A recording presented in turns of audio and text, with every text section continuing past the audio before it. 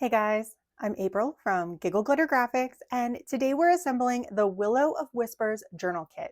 This is a magical, story-driven junk journal kit set at the Brightwand Academy, a school for young spellcasters. This kit is available in my Etsy shop. You can just head to the description down below, click the link, and grab your copy so that you can craft along with me. In Willow of Whispers, the story is told by Sabine, a student at the Academy. She and her friends, Nia and Joss, are eagerly awaiting the Scholars Summit, a special week of guest speakers and magical lectures. But as the summit begins, something strange is happening to the Willow of Whispers, the ancient tree at the edge of campus and a favorite among the students. Through Sabine's journal entries, you'll follow the trio as they gather clues, uncover hidden parts of the school, and try to unravel the mystery before it's too late. I'll be guiding you through this project from start to finish. We'll build the cover, then insert and decorate the pages. And if you're new to junk journaling, don't worry. At the end, I've included a bonus tutorial with tips on adding lace, trim, and other embellishments to bring your pages to life. At the end of this project, you'll have a finished journal that is both a fun craft and a complete story all in one. Before we begin, let's take a look at a few tips, tricks, and supplies to help you get started. I have provided a link in the description down below to a list of all of the supplies I use in this video. You can check those out or use what you have on hand. I'd like to talk about paper first. I use both 110-pound cardstock and 32-pound paper in my journals. These are very sturdy papers, and that's going to make a final product that's going to hold up to a lot of handling, even small hands, young hands who can be a little bit rough. This is going to hold up a lot better than thinner copy paper and thinner materials. All of my printouts do have instructions on them, and I'll give you a close-up of that. I state on each page whether it should be printed on cardstock or paper, what it's used for. This page is used in spread 1, and then whether or not you need a backer paper printed on the reverse side. And this sheet needs backer paper 3 printed on the reverse side. Sometimes this will say optional, sometimes it will tell you exactly what page to use, so just read those instructions carefully whenever you're printing things out. There are also papers that are full backgrounds like this one, where there's no instructions and no markings on the page. Don't worry about that because I will go step by step over everything you need to do for each step of the way. So when we do the cover, I'll go over all of the sheets that are part of the cover, if anything needs to be printed on the reverse side, what to print on, and then we'll build the cover. Then when we get to spread 1, I'll go over all the pages for spread 1 and show you what exactly is on the reverse side. So you don't need to print and cut out everything all at once. Instead, I recommend just printing and cutting out each step as we come to it.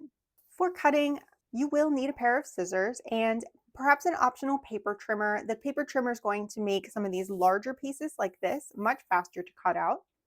And then you can use your scissors for the fussier pieces, like this little piece down here with the curved edges. You can use them to finish up those curved edges. And there are some fussy cuts in this kit as well that you'll need to do by hand. I do provide PNG images, so if you would like to use a cutting machine, you can. However, I recommend only using the cutting machine if you're able to print and cut at full page size or close to it. I use a Brother Scan and Cut, which can do this, so I just print my sheet out, run it through, it scans it, and then cuts everything out. If you use a Cricut with a built-in print and cut feature, that feature is going to make your pieces much smaller than they're intended to be. And it could also vary your sizes depending on how you use that feature. So if you're going to use a Cricut, then I recommend looking up a full page print and cut workaround for your Cricut and not using the built-in print and cut feature. For glue, you're going to need a liquid glue with a fine point. I like Beacon Fabri-Tac for my liquid glue. And you'll probably want a glue stick. You can get by without one, but if you do want to pick one up, I recommend Uhu as a glue stick. It has a really nice finish. You will see me use my liquid glue throughout this video because it makes the tutorials a little faster and it's a little neater on my work surface. However, you can use any glue that you prefer. You will also need a Velcro dot or a magnet or some other closure on the cover of this, and you might find some elements throughout the journal that you want to keep in place a little better. So I'll be using Velcro dots for my cover closure, and these are also included in my supply list. Additional items you're going to need is a bookbinding kit, and an X-Acto knife. The bookbinding kit is how we're going to put the pages into the journal. So you'll need something to poke holes through your pages. This kit came with a pokey tool, some kind of binding thread. This is a waxed bookbinding thread, and this is a nice sturdy option. Otherwise, you can use any other string that you have on hand as long as it's something without any stretch. You'll need a large needle, something with a big enough eye for your string to go through, and also just large enough to handle. You don't want a tiny little needle for this project. I also have a couple of binder clips, and these are going to keep my pages in place as I sew the pages into the cover. The X-Acto knife is really only needed for one piece of this journal. We're going to need to cut some doors into the center of a piece, and an X-Acto knife is the fastest way to do this. You can do that with your scissors. It's just going to be a little trickier, and you'll have to kind of poke a hole first. So if you have an X-Acto knife and you're comfortable using it, this is the easiest way to cut those doors. For the cover of our journal, you're also going to need some kind of hard cardstock. I am using actual bookbinding board, and this is fairly thick. However, if you don't have this on hand and you don't want to buy any, that's fine. You can use food packaging instead. So cereal box, any kind of product box that is made out of cardboard. You just want to make sure that it is large enough to cut the panel that you need out of it. So you're going to need two panels that are 8.5 inches tall and 5.5 inches wide for the front and back of the journal. And then you're going to need one piece that is 1.5 inches wide and 8.5 inches tall. Because food packaging is a lot thinner and not quite as heavy duty as this bookbinding board, I recommend gluing 2 or 3 layers together to get this kind of thickness. 2 is probably okay, 3 is even better. You're going to have a sturdier cover if you have a thicker material. An optional supply that you might like to use is distress ink. I have used bundled sage, Victorian velvet, and vintage photo. You can skip this step, but I think that adding distress ink finishes the edges of the pieces really nicely, and it adds more dimension to all of our printouts. If you're an experienced junk journaler, you may also like to gather up various lace, trim, and embellishments to add your own creativity to this project. I want to keep this project beginner friendly, so I'll be showing you how to add these types of items at the end of the video. I'll go over supplies for that step when we get there. The first thing we're going to do is build the cover for our journal. So let's go ahead and gather the supplies for that. You're going to need some glue. You can use liquid glue or you can use a glue stick. A glue stick might be easier for this process and it's a little easier to get a nice coating of glue on, but liquid glue allows you a little bit of maneuverability. So it's totally up to you which one you use. You're going to need the chipboard that I mentioned earlier in our supplies, 2 pieces of 5.5 inch by 8.5 inch, and 1 piece of 1.5 inch by 8.5 inch for the spine. So you're going to need those either in your food packaging or bookbinding board or whatever kind of heavy material you decided to use. For printing, you're going to need to print out quite a few things. You're going to need the sheet printed on cardstock from the cover pages. You're just going to need the sheet that has the spine and whole template on it. You can go ahead and print and cut out all 4 sheets for the cover, but we're going to do that towards the end, and we just need these 2 pieces right now. You're also going to need 2 copies of backer paper 1. I've gone ahead and trimmed the white edges off of mine. And you're going to need 1 copy each of backer 2 and backer 3. That is the page with the writing on it and this pretty yellow print.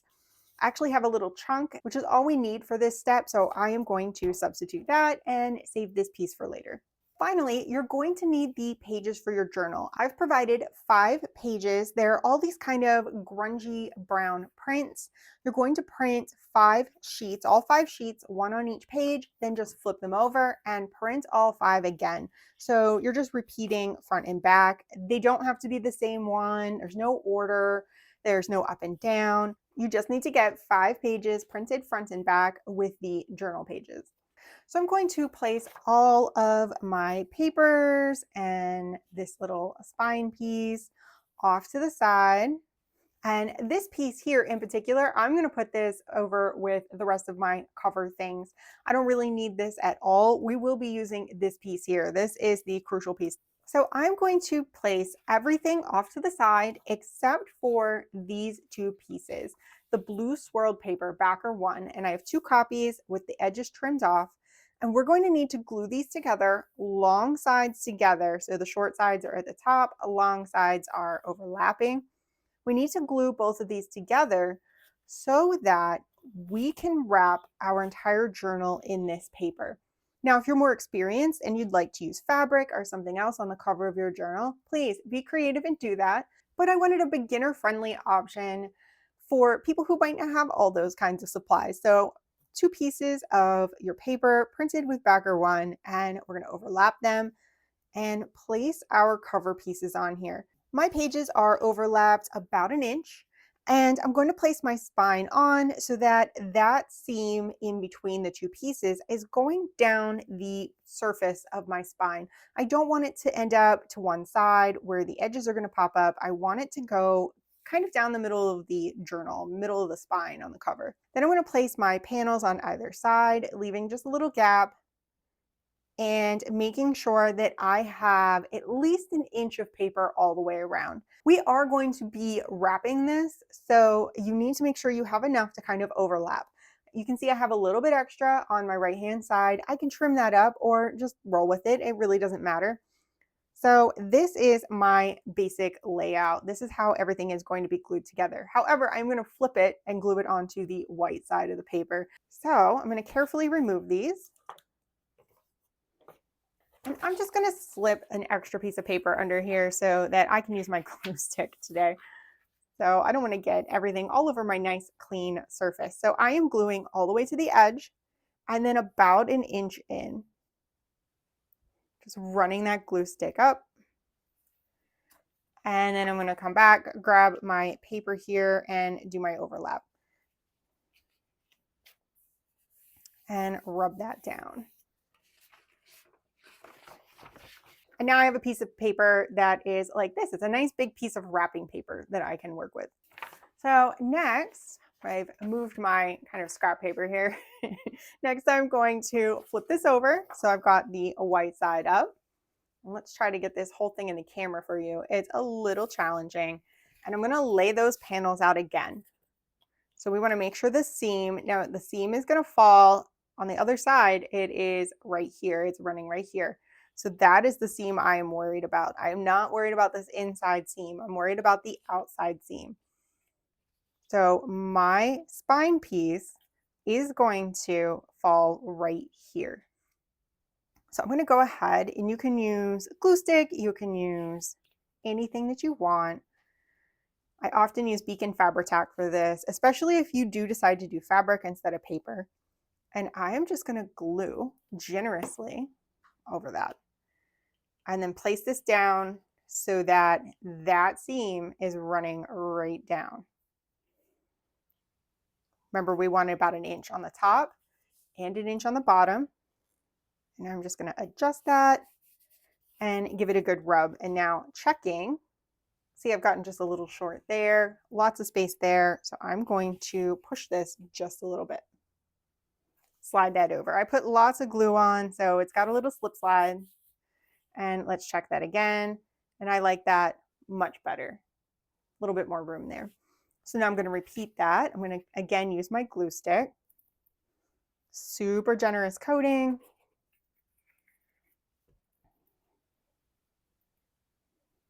I'm just going to make sure this is covered really well all the way up to the edges.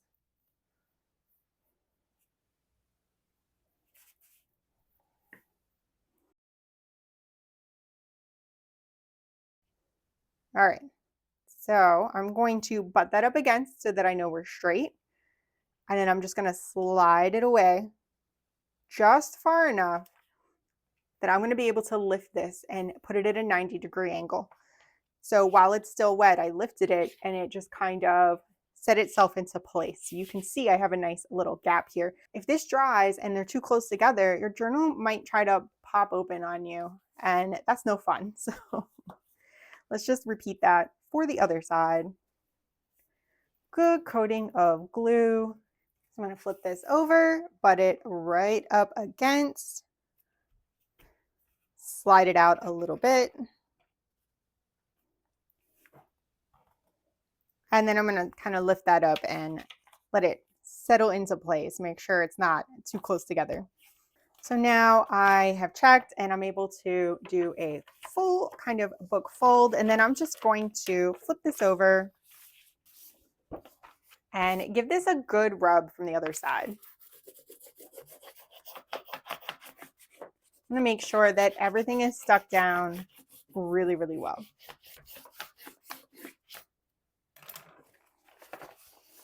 And we'll flip it back. And now I have something all glued together that looks like this. So my next step is going to be to trim my corners. So I'm going to grab a pencil just so I can show you really quickly. We're just going to cut an angle off. It's basically a triangle. I might not cut, I might do more of a little angle like this. So I have this kind of a thing going on. And then I don't want to get too close to this, but I don't want to be too far away. You want to be in the Goldilocks zone. So you need to leave a little bit of space so that you get good coverage on your corners.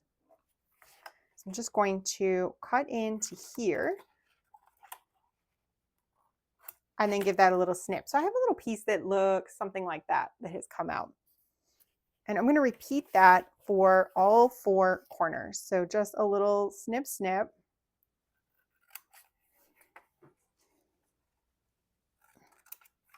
All the way around. And this side here is just a little bit deep. So I'm going to give this a quick trim. See if I can give that a quick slide. And then I'm just going to continue trimming my little corners off.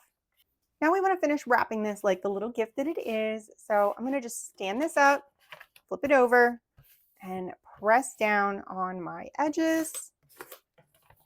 And I'm going to repeat that for all 4 sides. So just fold that over, give it a good crease, like so. This is a little trickier because it's so tall and I have the camera in the way. So I'm going to just kind of manually fold this over. But using the chipboard and kind of doing that rollover gets you a really nice, sharp, tight edge, which is super, super nice. It's satisfying. So here is my last one. Now, if you fold this and something terrible has happened, so you have a white gap here or something is just off, don't worry about it. We're going to cover most of this up anyway. You can use a little distress ink or paint or washi tape or anything on that corner just to neaten it up. So here, now we have something that looks like this. And I'm going to switch to my beacon Fabri-Tac. This is just a preference. I like having the point. It's a little neater for me. So we're going to glue all of these flaps down. I'm starting with the top edge. You can start with any edge, but you do have to work opposite sides. So pick a side, get your glue on there. I like, because the chipboard is thick, I like to get a little glue down in that corner so that it's on the edge of the bookbinding board. And then I'm just going to roll that over nice and tight and press it down.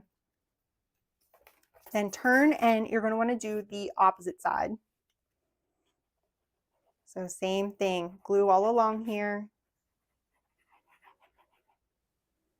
into that crease.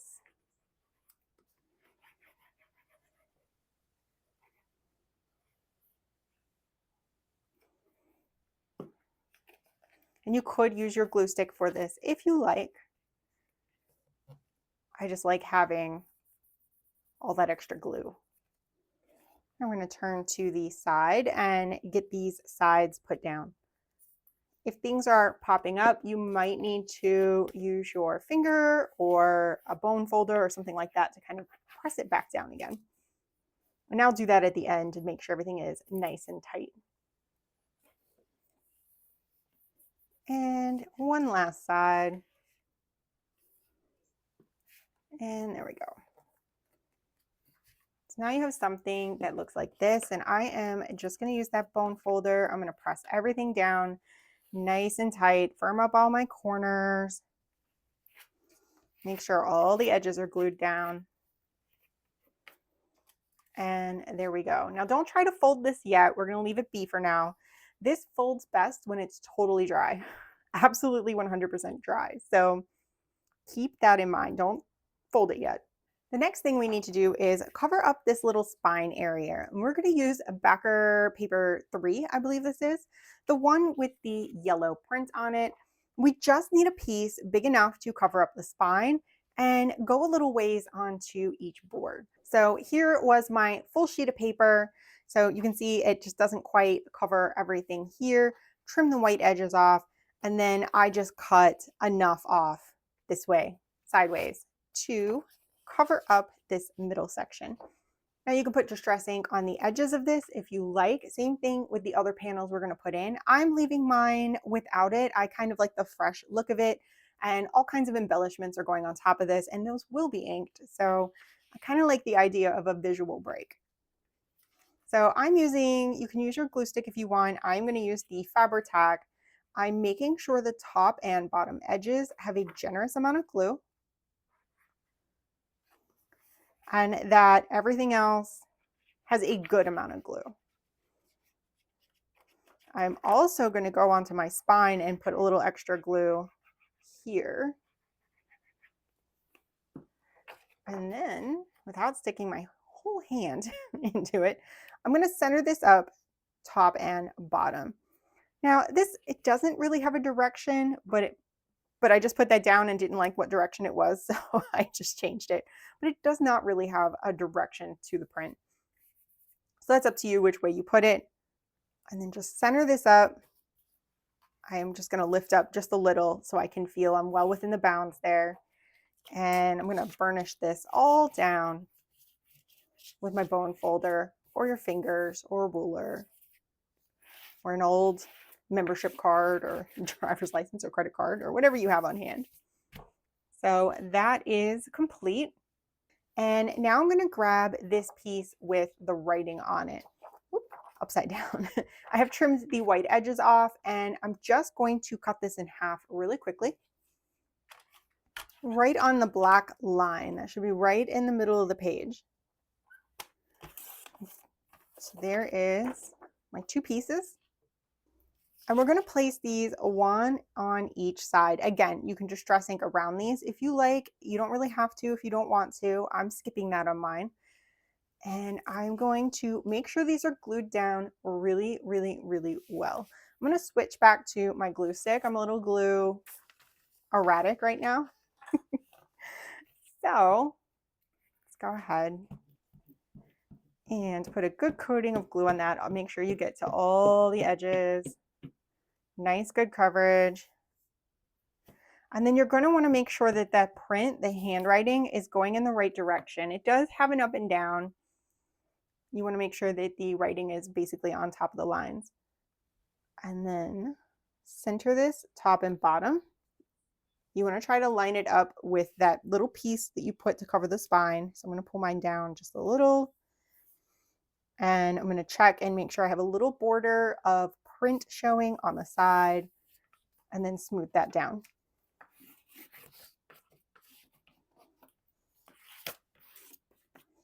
And then let's repeat that for the other side. So I've got my piece, and I'm just going to cover that in glue stick. Let's slide my cover back into the camera. Make sure my print is the right side up. And then same thing, I'm going to lay it down. I'm going to make sure that it is centered top and bottom as best I can. And then make sure that I have about the same amount of print showing on this other side. So I'm just gently sitting it down with all this glue stick. I don't want it to get stuck too much, and I can't slide it around. And that looks pretty good.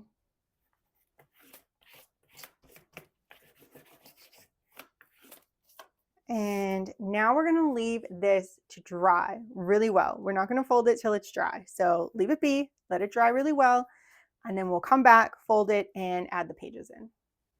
We are now ready to fold our cover and move on to the next step, which is putting the pages in. So for this step, you are going to need your bookbinding kit, something to poke a hole with, your needle, thread, find your clips. We need our hole punch template. We need our 5 pages printed front and back. And we need something to be able to stab holes down into because this is a thicker cover. It's going to be more challenging. So you want something to protect your surface. This is 3 pieces of just cardboard box flaps all glued together. And that gives me something to stab down into. So let's start with folding our cover. All we're going to do is just kind of smooth our hand in, give it a little bit support. You can use a bone folder and kind of press in on this crease. If you have it, you can use a ruler and press in and very gently raise this up. Don't poke directly down into this. You can tear your paper. Because we're not using fabric, it's a little more fragile than it would be normally. So just with care, press down into that crease. You can even use your thumb a little bit and run down there until you get your side all the way up. And then repeat that for the other side. You want to just kind of run down through there until you get these folded and you can get a book shape. Now, I do want to show you, I used the liquid glue and I have a little bubble here because I didn't glue everything down nice and neat. So make sure if you use liquid glue, make a thin coating. I put a little note in the previous section when I was doing this. I put a little note to let you know, smooth out your glue, or else you might end up with a spot where there was no glue underneath and then you get a bit of a bubble. But nobody's going to notice that when the whole thing is done, so I'm not worried about it. If you do accidentally poke a hole whenever you're doing this, don't worry about it. You can put some kind of decorative tape or a new strip of paper or something over that to hide it later. So everything is fixable. So don't worry if you have a little boo-boo doing this. Once you get this creased, we're going to be ready to punch our holes. Now I'm going to flip to the outside of my cover and I want to punch my holes from the outside in because it's going to tear the paper just a little bit. And I don't want it to be torn on the out. I want to be torn on the in. It's easier to hide. The pages will make it kind of disappear. Otherwise, if you go out, then you're gonna have to mess around and smooth those down because you might have some lumps underneath your decorations here. So ultimately, it probably doesn't matter too much, but this is my preference, is to do it that way. So I'm just gonna center this hole punch template up right on my spine. I'm gonna grab my binder clips and I'm gonna center this as best I can. I'm just eyeballing it.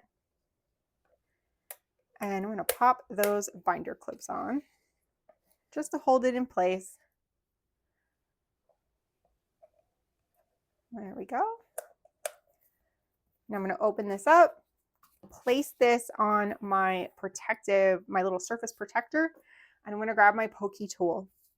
And all I'm going to do is push down through these dots. Try to get in the center of the dot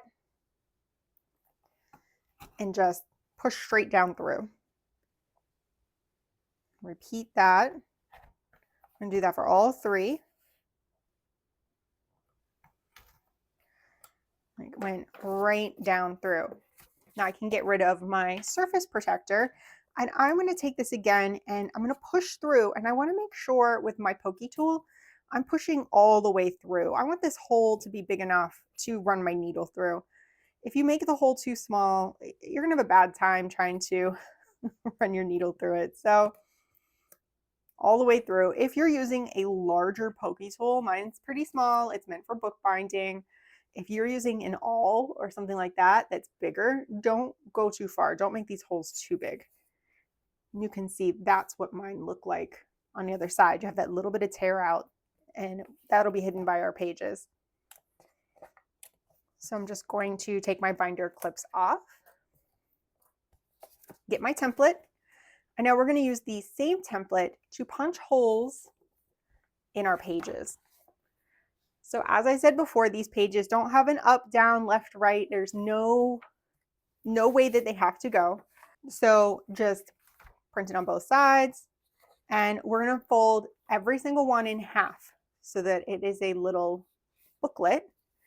And then once they are all folded in half, we are going to nest them. So one right inside of the other, like so. So fold in half and then tuck the group of pages inside, all nested together. You'll end up with one single booklet that looks like this. You could page through it if you were so inclined. Another step you can take with these pages is to put distressing around all of the edges. That's an optional step. You can also do that later on when you're finishing up your journal. I'm actually going to ink mine later after they're already in the journal. It is a little harder to do, but I don't know which colors I want to use. I could just do them all in vintage photo, but it's a lot of brown for me, and I might want to use these pinks and greens, the Victorian Velvet and the Bundled Sage Distress Oxides on the edges. It just depends on what's on the pages. So I'm going to do mine the hard way and ink them at the end. Whenever I'm done with the journal, I'm going to come back and ink those edges. So let me grab my binder clips, and I'm just going to pop these on a little bit tight. I'm going to pop these on to hold my pages together so that they're not flopping all over the place. And I'm putting them on when it's folded up so they're nice and tight in the center. So now we have this all clipped together in one piece. I'm bringing back my little stabby surface so that I don't have to worry about my workspace. And then I'm going to take this template and I'm just going to fold it right along the line. I'm going to fold it right in half. Like so. And then we're going to use the holes that we punched on our cover as a guide for the holes in our journal. So I'm just going to pop this right in here. I'm going to hold it in with my hand. You can add more binder clips if you want, just to keep it in place. I'm going to get my pokey tool, and let me start with the center one. I am just going to push straight through. So I've laid this all flat on my surface, and I'm just pushing straight through to make that hole. And I'm going to check the positioning on everything and repeat it for the other two holes. And this top one is a little tricky, so I'm actually going to just flip this whole thing over. And I'll get my last hole. If you lose alignment because you didn't clip it in, you can always go back through that center hole or whatever your first hole you punched was and realign it and then do your next hole. So now we have all our holes punched. Same thing, you don't want to use just the tip of the punch. You want to make sure that the body of the punch has gone through so that your needle doesn't get caught up. And now we're ready to sew our pages right into the journal. So I'm going to grab my thread and my needle. And I like to use 3 journal heights of thread. So that is the height of the spine. So 1, 2, 3. It's just a quick way of measuring. I'm going to trim that. I'm going to thread my needle. And then I'm starting on the inside of the journal because we have a decoration to go on the outside. We don't want the tails, we don't want the knots on the outside of the journal. We want them to be inside. So I'm going to go inside my pages to the center, and I'm going to put that needle right through that center hole, come to my cover, again, right through that center hole. And I'm going to pull, pull, pull. I'm going to line them up, try to get them close together. And we need enough tail that we can tie a knot. I'm going to grab my needle again. And I have to turn this kind of every which way. And it's a little awkward because we've got a little bit of a wider spine and we've got one signature. So it's going to feel like this wants to just kind of flop all over the place. That's fine. We'll tighten it up at the end. So I'm going to go back through the bottom hole. Then I'm going to tighten up this center string a little bit and go through the bottom of my pages. Make sure you get through all of the layers. Mine's being a little persnickety. There we go. So I'm through all the layers. I'm going to pull that up. I'm going to kind of tighten this up. Then I'm going to go and run the string all the way up the inside and go back down through this top hole. And you might need to do them separately. You might get lucky and just make it through both layers at the same time. Right back down through that far hole. And at this point, if you're running out of string, you can steal from here. I'm going to shorten this I'm just going to pull, pull, pull. So I have a little bit of a shorter tail. I am going to hold on to this tail and kind of pull it to the side. So kind of like this. Flip it. And we are going to go back through this center hole. If you're lucky, you'll come right up the middle. If you've got it lined up, not if you're lucky, if you're good, it'll come right up through the middle. You want to make sure this is tight because you don't want to run your needle through your string. If you do, you're going to have a hard time tying your knot. And if you do, just unthread it, go back to the other side and try again with your needle. So I'm going to pull that up. So I've got two tails and I've got this string right down the middle. I'm going to pull this tight. I'm going to look and make sure it's tight. Make sure this is tight to the spine. If you're using wax thread, this can take quite a bit of pulling. And I'm just going to tie a knot. I believe right over left, a left over right is the correct knot, but I could be wrong. So nice and tight. And I'm going to grab my scissors and give that just a little smush because the wax thread will kind of squish to itself and that helps hold the knot in better. I can now take the clips off. And I'm going to trim this extra long string just a little bit. I am going to leave my strings loose. I might add some charms or something to them later when I do the decorating. And I'm going to let this hang out of the journal and just get rid of that little piece. So now we have something that looks like this. And I know it looks a little wimpy. It's like, April, there's only 5 pieces of paper in there. I know. Don't worry. We're going to fill all these pages up with things and it's going to make this expand quite a bit. And then if you add lace and things like that, some more embellishments later, it is going to expand even more. I opted for a single signature to make it easier for beginners, but also I'm going to decorate, I think, in these little areas. I'm going to put some trim in there or something like that. It's going to look great, so just trust me on that. With our journal cover all assembled, we're ready to start on spread 1. So all of the pages for spread 1 are marked on the page as I showed you earlier. There are 9 pages. 8 of the pages have pieces on them, and then 1 page has these paper textures on them. So 4 of these are going to be on cardstock. It is the Scholar Summit, the ones with pockets, the little owl, and the various little tickets and the page with these fun pieces on them. And then the rest of them are on paper. There are 3 pages that you need backer paper 3 for. 2 of them are optional, 1 is mandatory. The mandatory one is this Scholar Summit folder. You'll want that yellow pattern printed on the back side before you cut it out. And then we have this envelope. This is optional, but I highly recommend it, the page with the envelope on it. I just like to have my envelopes finished on the inside, as well as, it's all the way down here, the page with this letter on it. This one is certainly optional. I just like having my letters finished on the back. That's a preference for me. And finally, I wanted to talk about this sheet for a moment. I have it labeled as cardstock or paper. I do have mine printed on paper. All I'm going to do is select the portraits I need for this project, and I'll probably get rid of the rest of them.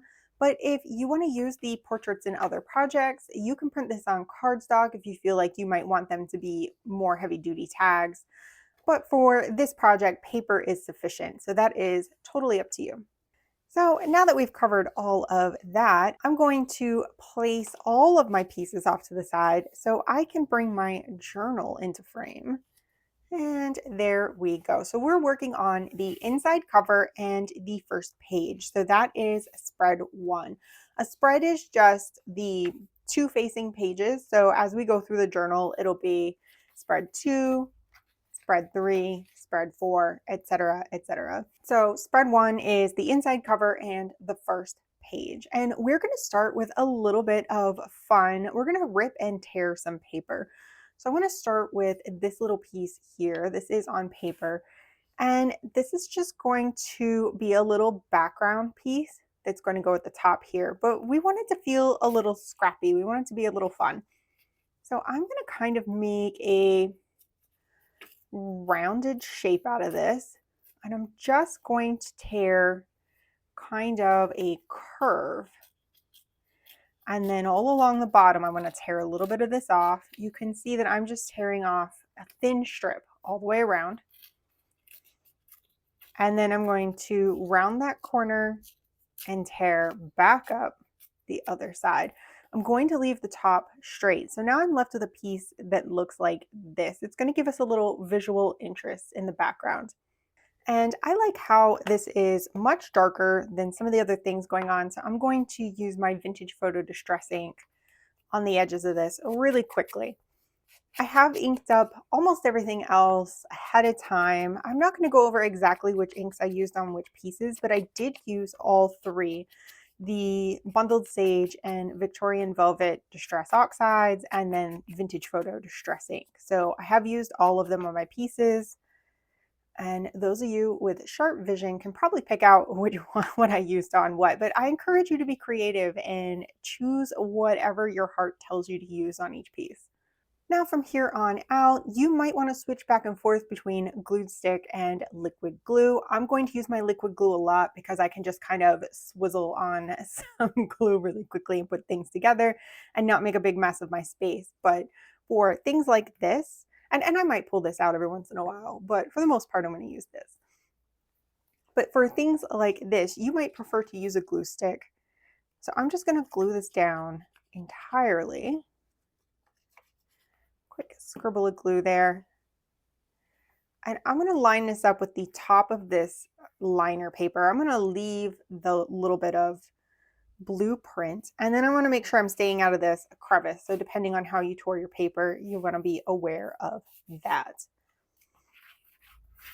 Now I just have this scrappy little piece at the top.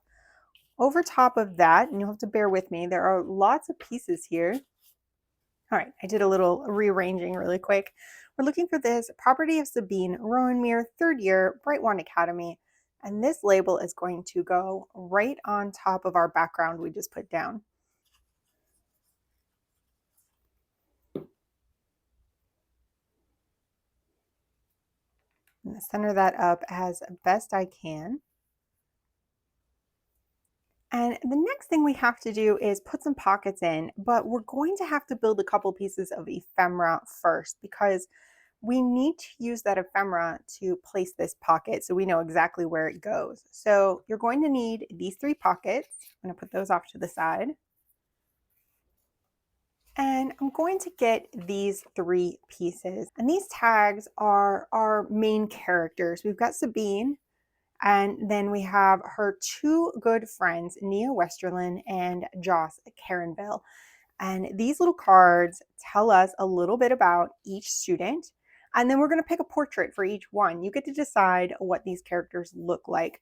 So each of these are just going to fold in half. You can line up these rounded tops and they just fold in half right in the middle. If your tops are a little off, you can just use distress ink. If you've cut by hand, use a little distress ink or trim again with your scissors and neaten them up. Not everything has to be perfect, so don't stress over it. So each of these will be folded in half, and then we're going to glue them together. So I'm just going to put some quick glue on here. A glue stick would be perfect for this application. And then make a little space here. I'm just going to smooth that glue out and make sure it's pressed together well.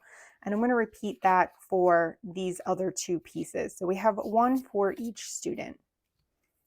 So once you have these all 3 done, we're going to go ahead and go to our sheet and pick 3 different portraits for our characters. And I'm going to get some that are really quick to cut out here.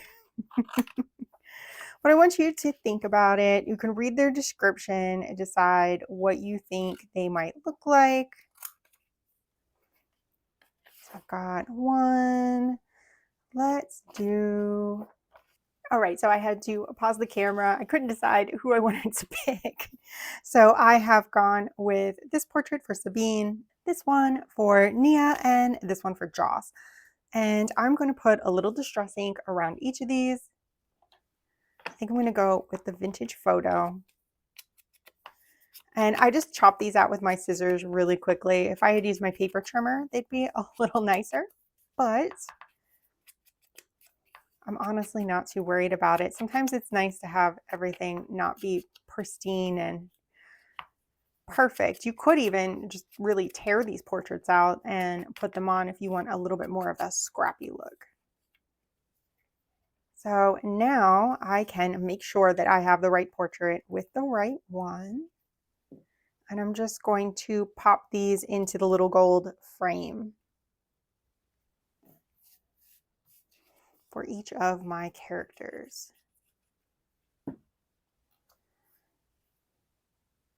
And I love being able to make these so you can personalize them a little bit. There we go. And I have more portraits for you to pick later in the story. So that's going to be exciting. Okay, so now we have Joss and Nia. They're going to go up in this top pocket. Sabine is fine. She has another pocket that she can go into. She'll be fine at the bottom. So I'm going to grab this pocket here. So there's a small version and then this Willow pocket. Those are going to go at the bottom. This pocket is going to go in the middle. And we want to make sure that our tags are ending up in a visually pleasing spot. So I like them to be positioned right about that so that they're underneath. You can position yours however you like. And then this pocket needs to go in so that it leaves some room. You need to have some room for these to sit down inside. There's going to be a line of glue down here. So I'm going to grab a pencil. In fact, I might even be able to use a line on my background as kind of a guide. And I'm going to go right about here. And I'm going to put a little scribble because that's where my glue is going to go anyway. Just a really light kind of reminder of where I want it to go. So I found the positioning, move my tags out of the way, and I'm going to take this pocket. It kind of has an up and down, but it's not really important. And we're just going to put a little line of glue left, right, and bottom. You want a nice thin line of glue, not too heavy, because it'll spread out and make your pocket too small. Here's my line, and I'm just going to go right over that and center my pocket on my background paper, this paper with the handwriting on it. And that placement should be pretty good. So when these sit in here, you can see they'll have a little room to slide down. The glue is right here, and they should fit pretty well. We're going to repeat that with the Willow pocket. So we've got our willow branches hanging down, glue left, right, and bottom. Nice thin line. And then I'm going to put this all the way at the bottom.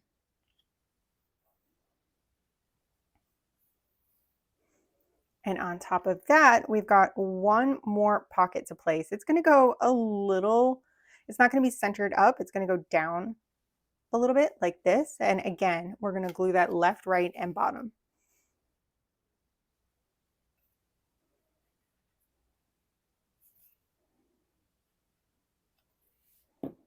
I'm just going to pop that on, centered left to right, like that. So now we have our pockets. I want to make sure that looks just a little crooked, to me anyway. So those look great. I'm going to put my ephemera off to the side for now with my other pieces, and let's move on to this page. Again, we're going to do some fun, scrappy things here, and I want to make a background on this page. All these pages are pretty neutral. They're a nice base, but I would like something a little more fun. So I'm going to go ahead and on this page, I'm going to tear off this left-hand side, and I'm going to do it kind of in a little ways. It doesn't have to be perfect. You can kind of, there we go. Something like that. And then I'm going to tear across the top. If you tear down, this is the piece I want to keep. This is what I'm tearing off. If you tear down, you're going to have neater edges on the piece you are keeping. If you tear up, you're going to get those white kind of edges, which you might like the look of as well. So keep that in mind when you're tearing. And I might have to tear this down this way just a little more. So let's get this edge off here and then the bottom, and then we'll eyeball it. So I really wanted to do lots of scrappy kind of work in this journal. Instead of doing pages that are already kind of printed for you in a certain order, I wanted you to be able to have fun. And this leaves room too, that if you are more experienced and you'd like to switch this out for fabric or something like that, you can do so. All right, so I have my scrappy piece. I don't really want this to take up the whole page. So I'm actually, for me, going to tear off quite a bit of this. So I'm going to be left with a piece that just kind of takes up 2/3 of the page, and the rest is just the original paper that we're going to glue over. There we go. That's a fun piece. So something like that. And then I'm going to grab my Victorian velvet. You can use any ink you want or no ink at all. And I'm going to get some heavy pink going around these edges just to make them pop out. Like so. And then I'm going to glue this on the page pretty far to the left. So you can see I'm leaving a little room. I don't want it to go all the way kind of into the crease, but I want to leave more room on this side than this side. And this is something you can use your glue stick for. I kind of like leaving the edges so that they can raise just a little bit. Sometimes that adds a little texture. The glue stick can make things feel kind of flat sometimes. And that's really just a personal preference. I feel like it looks a little scrappier when there's some lift there. And I'm just going to press that down. And I am also going to turn my page and make sure if this is really loose and it's too close, it could cause a problem. So just make sure your page is turning nicely and everything is smoothed down. I can't always come in and lift that up, put a little glue stick under it and squish it down later if it's a problem. So now we have a pretty floral. And now let's put our journal off to the side. I'm going to let those things dry and let's work on some of our ephemera. The first thing I want to work on is the Scholar Summit folder. And this is also going to have a little scrappy top on it. We are going to tear off half of this and we're going to save the other half for spread 2. So I'm going to tear this right down the middle. However you like, just right down the middle. And then I'm going to leave these sides on. I'm going to glue it down and then trim it so that the edges are clean and it's just kind of scrappy at the top and bottom. And I'm even going to leave this little bit of the other pattern on. It doesn't bother me. I'm going to get some distress ink. I think maybe I'm going to go with the green this time. There's no real rhyme or reason to this. I'm just doing what I like. And for this piece, the glue stick is really preferable because we want this to be nice and flat. I'm going to get that green all along the top and bottom edge, those torn edges. And then I'm going to grab my glue stick because I want to make sure this is flat. This actually has some action. It's going to open and close. And I want to make sure that it's not going to cause me any problems when I open and close this folder. Let's see if I can manage to do this without getting glue all over my work surface.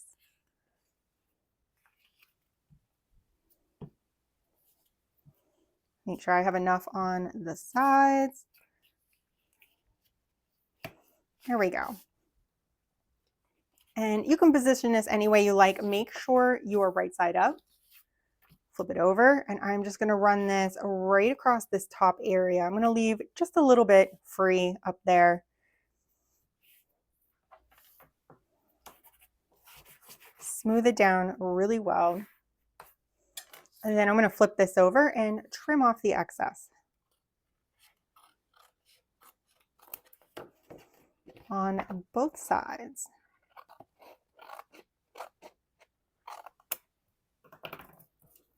I'm going to put this piece somewhere safe because we're going to need this later.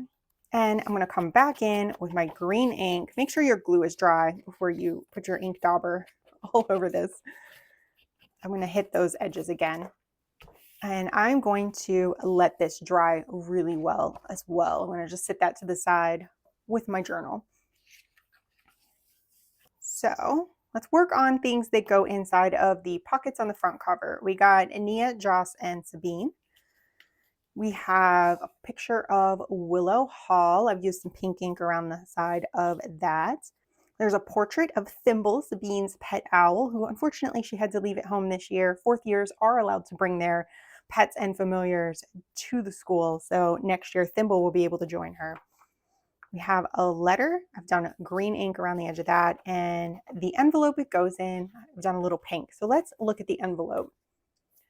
Going to fold right along this line here above the tree. This is going to be the closure flap. It doesn't quite meet. I just like to show you, it doesn't quite come down to where these little tabs are. So you're going to fold that down. You want to fold here right below the tabs. We have a line. And then you'll want to fold both tabs in. Once you get all of your folds done, you're going to grab your glue. And these tabs are going to be totally gone. You're not going to be able to see them. So put a little coating of glue all along both tabs. Like so. And then we're going to flip up a little flap to meet them. Now we have an envelope. This is from Sabine's parents. Our letter is just going to fold directly in half. I just made the corners meet. And then once your envelope is dry, you can tuck that letter right down inside and close it up. You can put Thimble's portrait inside the envelope. I'm going to leave it out. I think it'll give some nice texture on the page. So let's go back to our journal. I'm going to leave the folder off to the side and let that dry some more. And let's go ahead and fill up these pockets. So we have Sabine's portrait is going to go right here centered in the bottom pocket. She's our main character, though her friends are pretty important. Joss and Nia's pictures are going to go right up here in this top pocket. And behind them goes the portrait, the picture of Willow Hall. That's just going to tuck in right behind them. Behind Sabine, I probably should have put her in last. This letter is going to tuck into the pocket behind Sabine, along with the owl portrait, and that can go left or right, up to you. I kind of like this unicorn stamp, so I'm going to leave that peek out. And now we've filled our inside cover. And I think we're going to be ready to work on our folder now. So my book goes back to the side. I'm going to bring my folder over and I'm going to carefully crease my folder in the middle. This just folds right in half. And I want to be able to open and close this. So I'm going to go back and forth a couple of times just to ease that up, since we have cardstock and paper layered up there with that decorative detail we just added. I also didn't ink that. I like to ink my creases. I like when they open up. There's a little bit of something there and it's like, oh, it's folded and old, or it's been used. So that's a little detail. I like to firm those creases up. And let's get together all of the things that are going to go inside of here. We have this pocket open to 3rd and 4th year students only. That is going to go right here. So we're going to glue 3 sides, left, right, and bottom.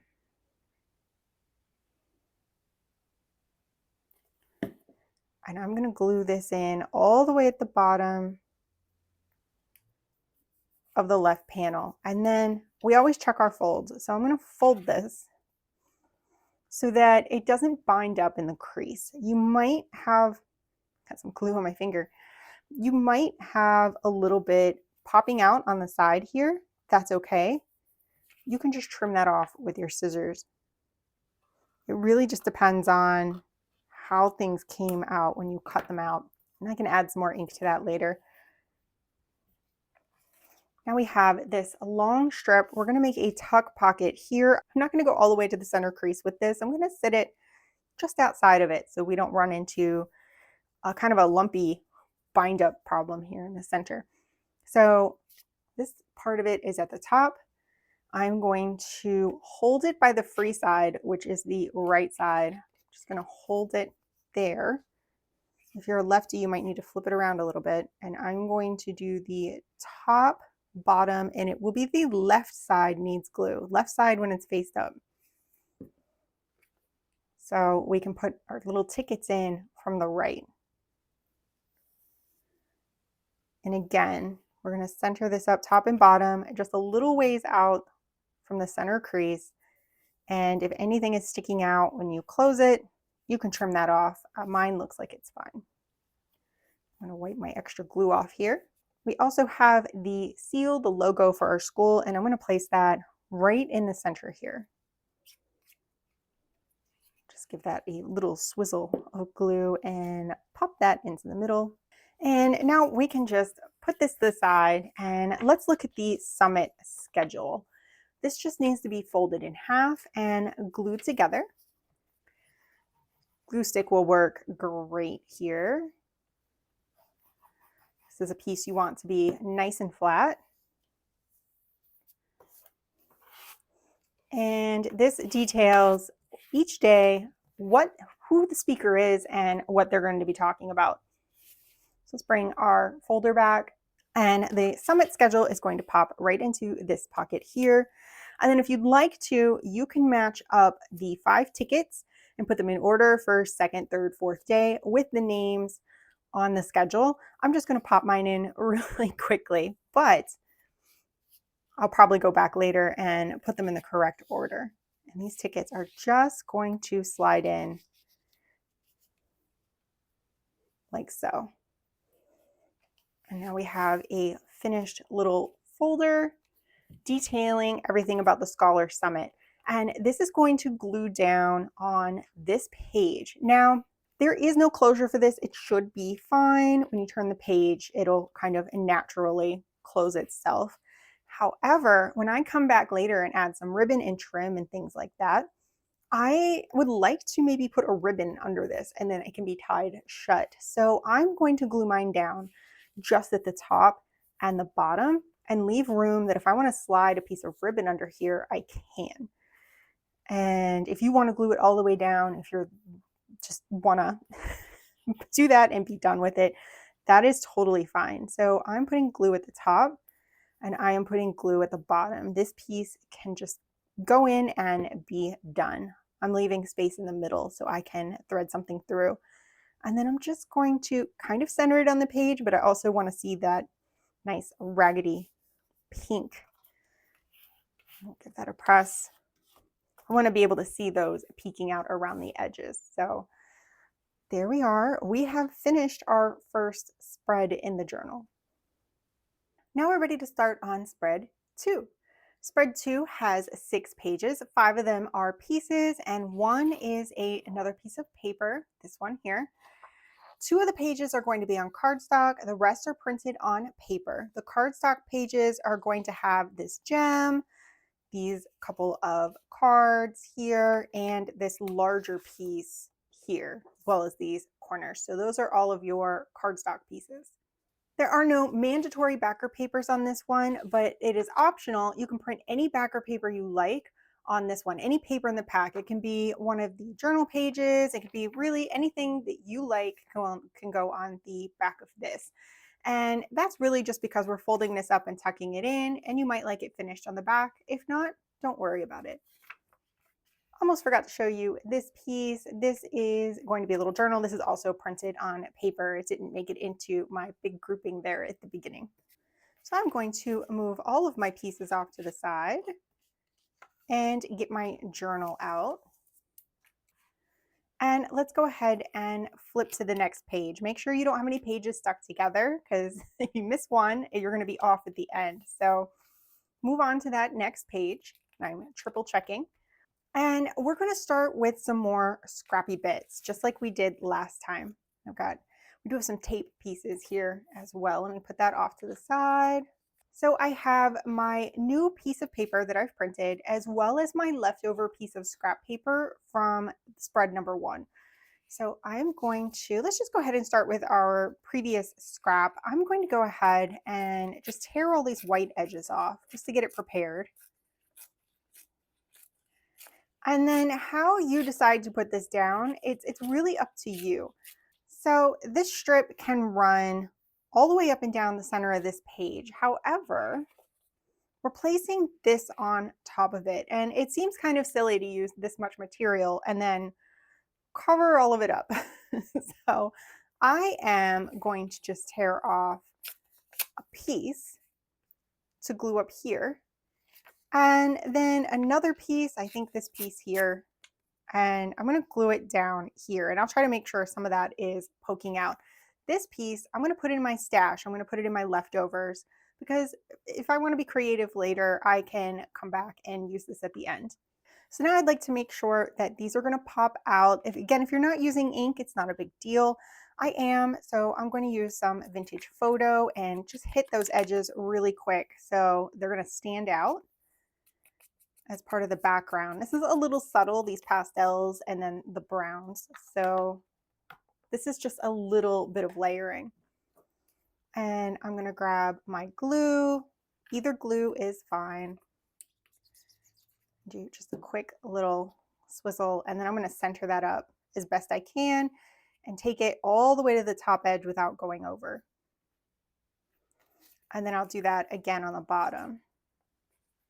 Just a quick scribble of glue, and then all the way to the bottom, kind of in the center without going over.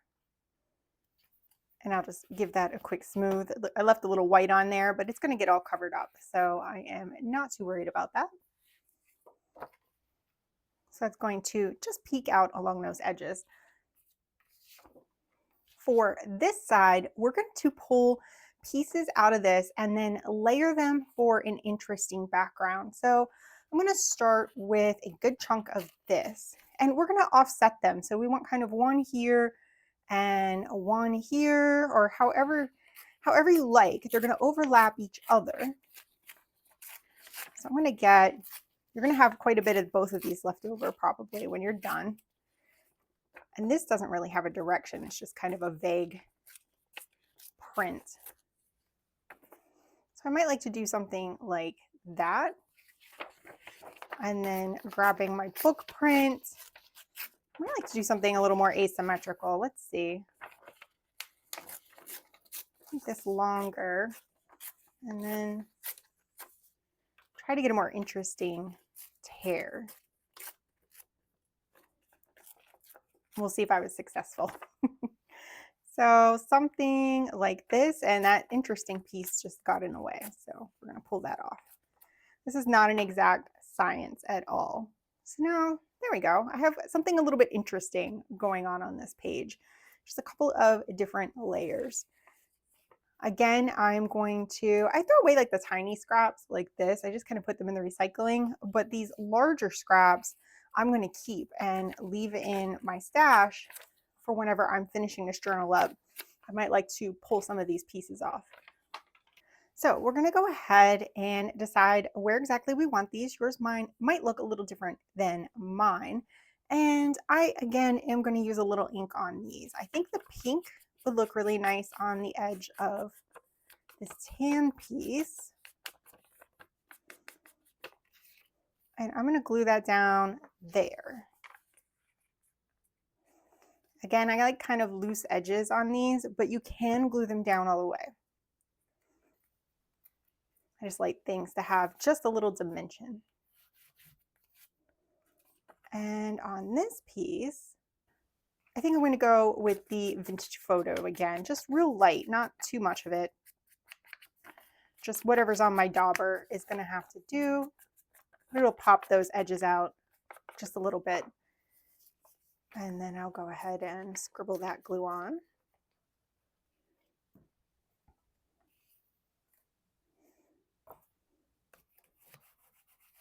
And I think I'd like this to lay down a little better. I don't like things kind of popping up in the middle like that. We want things to, around the edges is okay, but in the middle, that might cause some problems. So I'm going to glue that down. So now I have my scrappy bits applied to my journal, and I'm going to move those out of the way.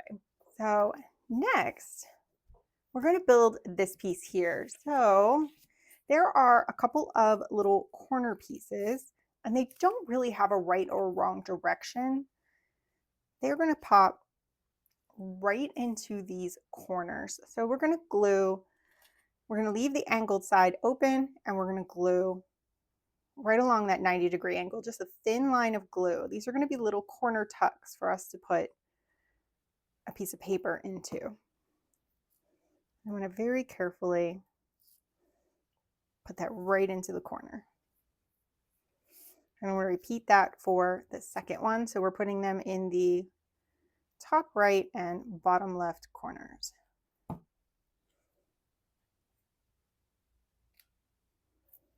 There we go. I'm going to put this to the side to dry, and let's look at our ephemera. So we have this paper sheet here. This is just going to fold in half. I used a little green ink on this, if you were wondering. And I'm going to go ahead and glue this back to back to make kind of an information card. This is going to go into those corner tucks.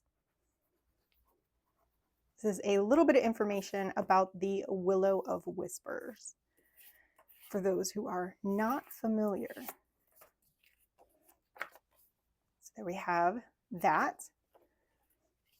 There is this cardstock piece, and this is just going to fold in half as well to make a double-sided card. So I'll glue these together.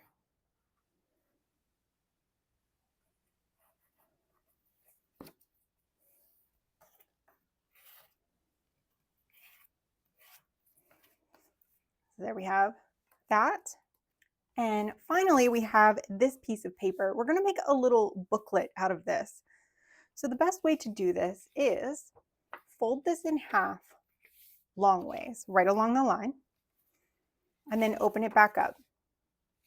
Then we're going to turn it, and we're going to fold in right along this line. We're going to fold to the center with the print on the inside. Turn it, fold to the center again. Then we're going to open this back up. I'm going to take the whole thing, fold it in half with the print on the outside so that it looks like this. Then you're going to take a pair of scissors, and we're going to cut this right along this line, right to the center. We don't want to go past the center here. So I'm just going to carefully cut right along here to that point. Open this back up, fold it in half this way, a long way, and then push it in. So you're making a big X. Then we're going to find the potion assessment notes. That's the front cover. Wrap this around. This picture is the back cover. And now we have a little book. To straighten this out, we are going to glue some of these pages back to back. And you might need to use something to firm those creases up a bit. I'm going to take my glue here. This is the back of the book. And this page here, I'm going to glue these two pages together just here behind those two pages. We don't want to go into the other pages. This one is okay. Flip the page. This one is open. So we've got these two pages. We're going to open this up, and same thing. These need to be glued together. Try to match those corners up really good. And then bring it all the way closed. Try to straighten it up as best you can. And then I like to give the whole thing just a little crease. And now you have a little book that you can flip through. And these are the notes our students should be studying, and they're not. They're having a conversation about something else. They're all excited about the summit, and they're talking about that instead. But they brought their books with them, so that's a plus. So now I'm going to bring my journal back, and we need to glue a couple things down to the pages. I've got this in my hand, so let's go ahead and start with this big tree piece. This is going to glue onto this page. I'm going to want to glue it not only so it is a little bit towards the bottom, just a little bit of that scrappy piece sticking out. a little ways in from the right side, not too far into the crease. We don't want to bind this crease up. But I'm also going to glue this as a pocket. So we're not going to glue at the top or in the middle. We're going to glue it as a pocket for this card to slide down into. So we might want to glue a little bit at the bottom to keep it from sliding all the way in and disappearing, but it's going to become a pocket for this piece. So I'm going to turn this over. Got my hand on the top, and I'm going to glue down both sides.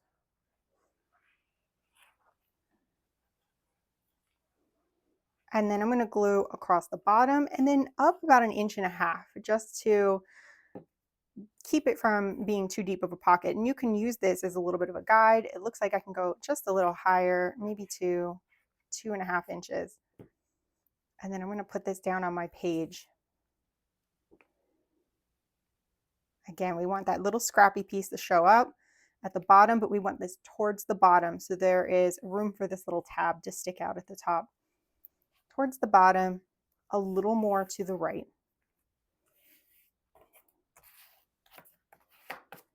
Just like that. Now on the left-hand side, we have a couple of things we're going to do. We have this picture of the fountain in the common area, and I want to attach this at kind of a jaunty angle, and we're going to tape it in. And these are our little tape strips. There we go. And I'm going to take and tear the neat end off of one. And for me, I'm going to put a little ink on that just to highlight the tear. Then I'm going to measure out a piece big enough to go right across the corner here and tear the other end. And that is going to be a little piece of tape to attach this to the journal. And you might need to adjust it depending on how far into the corner you want to go. I think I might like to go a little more. So I'll shorten that up. And then I'm going to actually glue the corner of my picture down. I want to make sure this is up, but also in the bounds of the page. So I think for me, right about there. And then I'm going to glue my tape over that corner. So it's kind of a double effect. And if you want, you can add another piece of tape going the other way. You have a little creative license here. But I'm going to use just the one piece for now. Now we're going to take this gemstone, turn it this way, and we're going to create a tuck spot down here.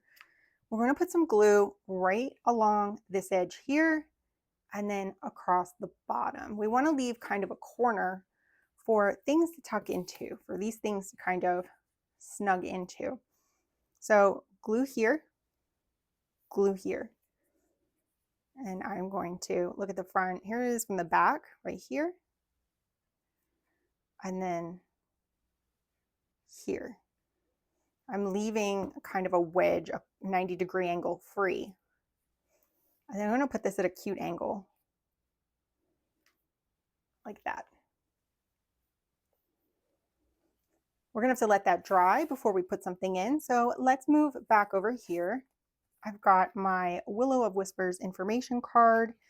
This is going to slide right into those little corners. So it's held in place like that. And then make sure your pocket is dry really well before you do this, but this tag is going to slide right in here. So it just peeks out. Now, if you like a nice chunky journal, you're going to do a lot of extra decorating and you want this to peek out the top, you can totally do that. That'll be really cute, peeking out of the top of the journal like that. So that is totally an option. And I think I'm going to leave mine up like that. So moving back over here, make sure your little tuck spot is good and dry or it's going to get lifted right up off the page. This is our first journal entry, telling about the excitement of the week to come and kind of introducing the friends. So here is that. We're just going to fold it in half and I'm going to tuck it right in here. And then on top of that, we have our notes and I'm just going to tuck that right there. And that is it for spread number 2. Now it's time to work on spread 3. Spread 3 has 5 pages, 4 of them with pieces on them, and 1 paper. Got this one with the swirls and the ivy. 2 of these pages are on cardstock. It's going to be the ones with this Loosen Hailwinds little bio card, and the other sheet will have this larger oval piece on it. So those 2 are on cardstock. Everything else is on paper. Backer paper 1 needs to be printed on the back of this page with Loosen's bio on it. So we want the back of that to be decorative because we're going to make a flip out of it today. So I'm going to move everything to the side and we're going to do some quick collage work again. And we're only going to use half of this sheet. And I had a little mishap with mine, so ignore my chewed up corner there. We're going to use this half for this spread. This half we are saving for spread 4. And I'm going to go ahead and tear right about here. I kind of want to fill the page with this print, but it also, I don't want it to be so full that it gets jammed up in the crease over here. So we might have to take a little more off. I'm just kind of letting it tear where it wants to. And then let's do the top and the side and bottom that has the white. I was going to trim this neatly and my paper trimmer kind of chewed up the corner. I think I had a dull blade in there. And I was like, well, this is obviously meant to be torn all over. So here we are. So I'm just going to get all of that white off. You'll want to also tear the bottom. There we go. There. And I want this. That is actually pretty good. I think I might tear a little more off over here because I love that pink print. And you can tear yours however you like. Remember, we are putting a flip on this. So this flip will be over this way, like this. So it just depends on how much of this print you want to see and how much of the pink you want to see. But I like that quite a bit. And I'm trying to decide what ink I want on it. I think I'm going to go with Vintage Photo. So I went ahead and did that really quickly instead of making you sit through it. And I'm going to glue this down to the entire page. And I'm going to be a little contrary for this one and grab that glue stick. And I'm just going to glue the middle. I'm going to leave the edges just a little loose so that they'll have a bit of lift. And I can always come back and pop some glue under if something's a little too unruly. I'm going to center that up. I'm actually going to pull it inward just a little. As long as I'm not too far into this crease, it's not going to cause any problems. And then I'll give that a good burnish with my bone folder. I have a little more lift than I'd like down here, so I'll just do that really quickly. Now I'm going to go ahead, since we're gluing things down, I'm going to grab my journal entry. And this journal entry is going to glue down to the page, and we're going to go a little to the left. And as I was speaking, I realized I had not inked this, so I've used the green ink on that really quickly. So this is just going to be even top and bottom with the edges of the page, and I'm going to go mostly into the crease. I want to shift to the left just a little because I have this wand fussy cut, and we're going to do a little bit of layering of this in some of the tape strips, and we want to make sure that this has room to stay on the page. So for this one, I think I'll go ahead with my glue stick again. I'm trying to break my habit with the liquid glue and start switching back and forth more for you all. We'll see if I can stick to it or if I go back to my old ways. And I'm going to want to make sure that the top and the bottom are glued down really well, because I don't want to get those. I don't want to get in trouble with those and get them caught and torn later. I'll line that up at the top of the page. Get it on there fairly straight. I'm used to being able to smush things all over the place. There we go. Now that we have that in place, I'm going to pop back to the left-hand side and let's put our flip on. So this piece is printed on the back. I have Vintage Photo ink on it, and you're just going to crease it along this decorative kind of tab on the side. I like to fold it back and forth a couple of times. This is something we're going to want to be able to flip open and shut with a little bit of ease. So I go back and forth about 2 or 3 times just to break that crease in. And then I am going to use my liquid glue for this one. It's a little more precise, and I'm just going to run glue down this tab, kind of 2 rows of it. I want to make sure that it is glued down well. And then, without getting glue all over everything, I'm going to center this up on the page, but I want to be in from the edge. You can go all the way to the edge if you want, if you like that look. I'm going to leave just a little room, I think. And now I'm looking at it and I've changed my mind. So I'm going to go all the way to that edge. I'm going to line it up all the way to the edge. I design these ahead of time, but sometimes I do it on my computer, and when you're actually putting it together, sometimes things look a little differently than you expected. So I'm going to go ahead and go with that. So let's go ahead and let that dry before we go flipping it all over the place and possibly moving it out of where we want it to be. And I'm going to go back over to my journal page. I know we're kind of ping-ponging back and forth a little bit, but we're going to place this wand piece in here, and it just kind of nestles in. There's a little indent with the text here, and you can give it just a little bit of an angle and run it right down that edge. But underneath of that, we're going to put a couple pieces of this tape. So you've got a couple of colors to pick from, and I want to run a piece. I'm going to tear both ends about this length, right about here. Let me grab my dauber, and I'm going to put a little vintage photo on the ends. I've already done it around the edges. Kind of not a great job of it, but I did it. So I'm going to put a piece of tape right about there. And then we've got the pink tape. I'm going to pull a piece of that off, tear it at both ends. And it looks like I used a little pink ink on this one, which makes total sense. I was trying to amp up that pink. And this one I'm going to kind of crisscross like so.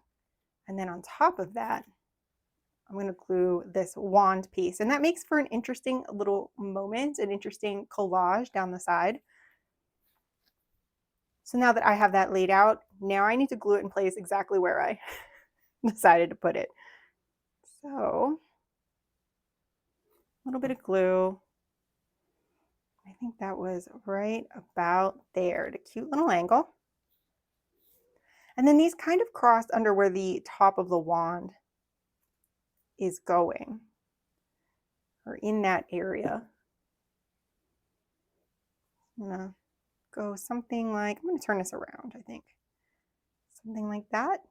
I can't decide where I want more pink, and now I've gotten glue all over my background. That's okay. It just wipes up.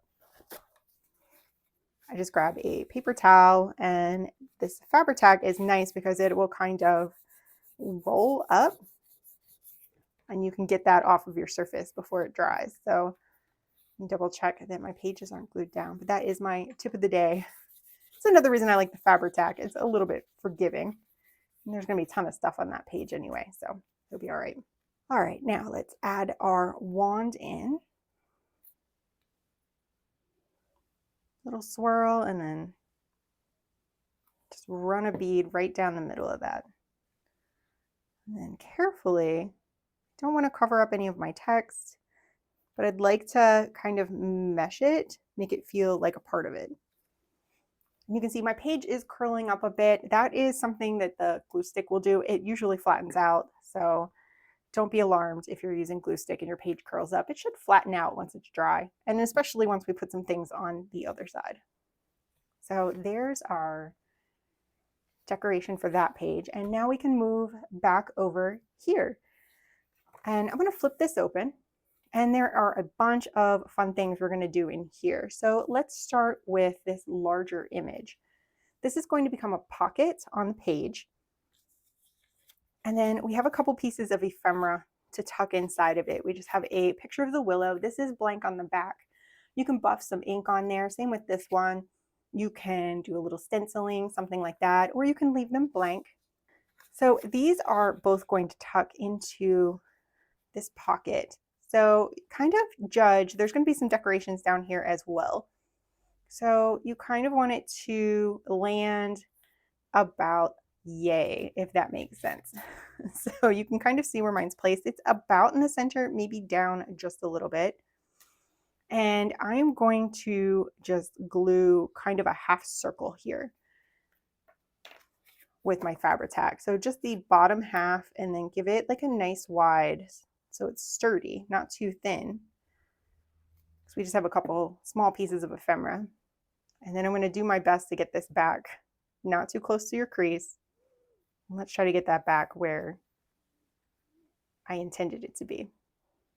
Now I'm going to grab the wax seal and the little picture of the lecture hall, and I'm going to do kind of a jaunty angle here, and then the seal here, and then I'm going to grab my tape, and we're going to make kind of a little ribbon that comes down off of that.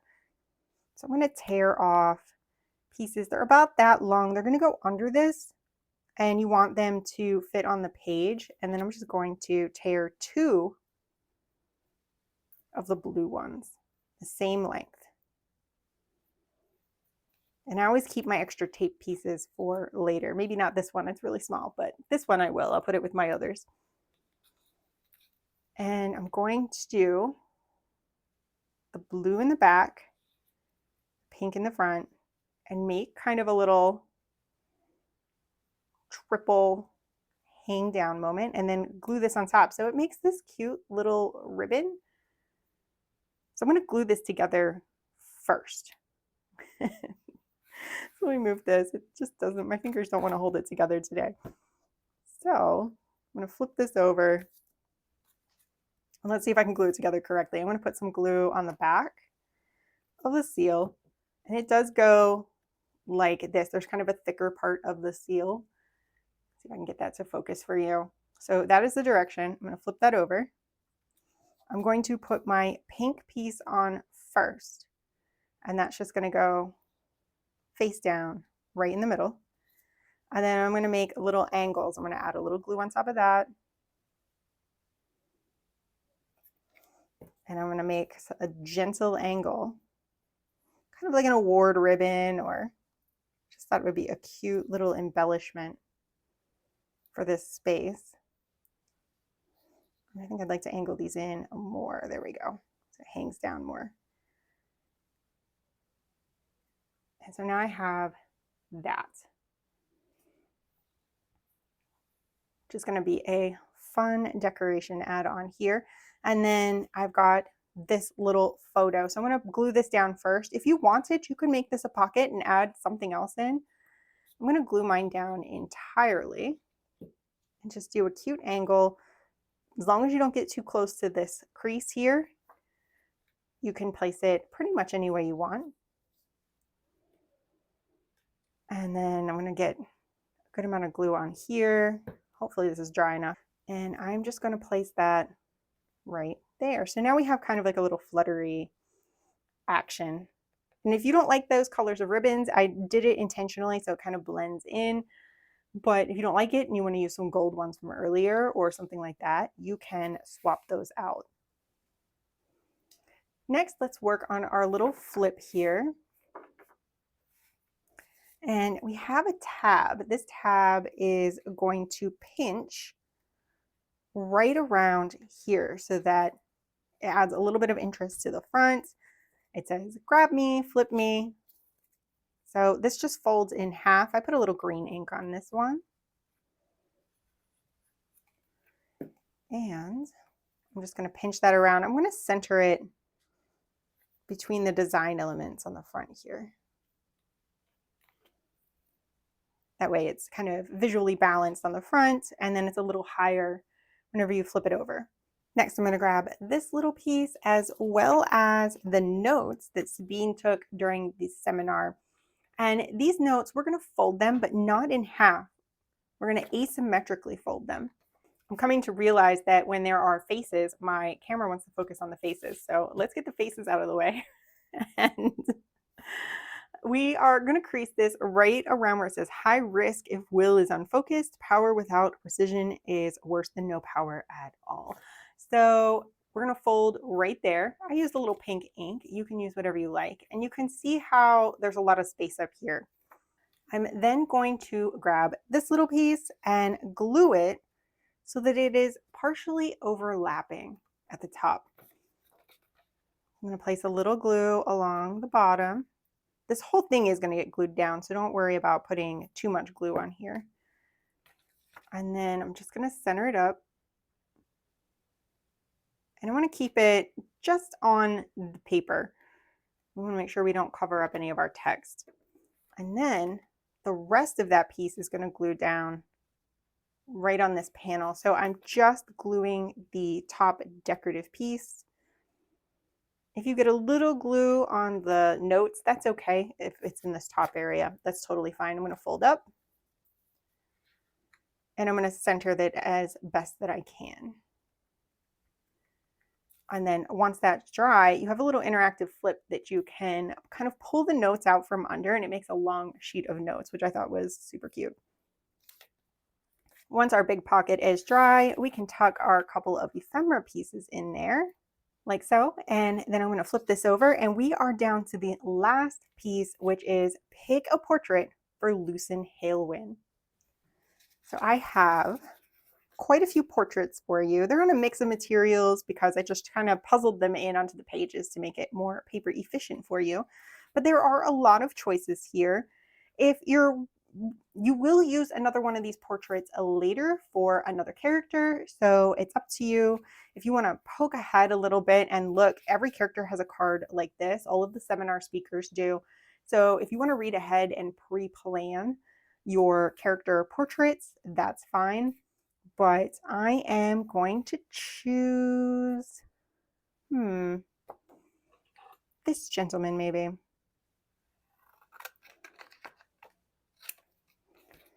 And I'm going to add a little distress ink to that and pop it in right on his biography card. Just a quick scribble of glue.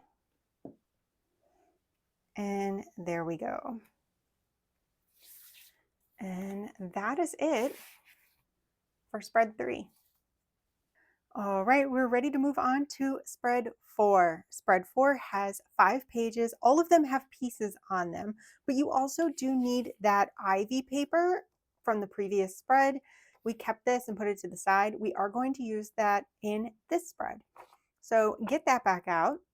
And then 2 of these pages are going to be printed on cardstock. It is the page with the card for Briarland Bear and this little envelope on it, as well as the page with these tags on them. So those 2 are in cardstock. Everything else is printed in paper.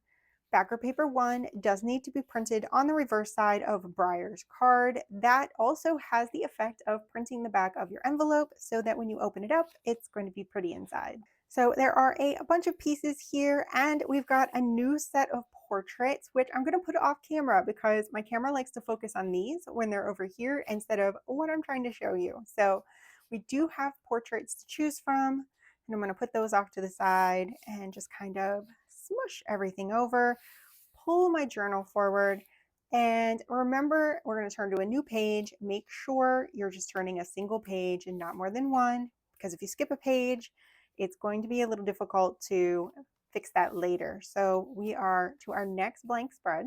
And let's start with the left-hand page. So I'm going to go ahead and get this piece of ivy paper, as well as, let me unbury it here, as well as my journal entry. And I've done the edges in this in vintage photo. I don't know what I'm going to do on my ivy pieces yet. We'll have to see. But this piece, this journal entry, is going to go on a cute angle. And it's fairly large, so the angle is just slight. You want it to fit within the bounds of the page. And then I wanted to tear some pieces of ivy paper so it can peek out around the edges.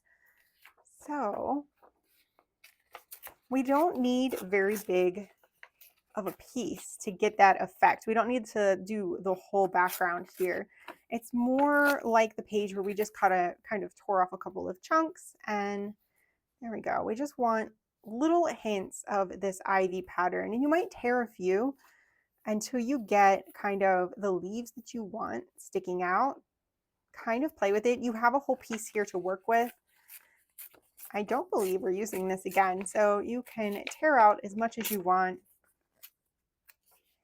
So now I have a couple pieces that are just going to peek out on the sides,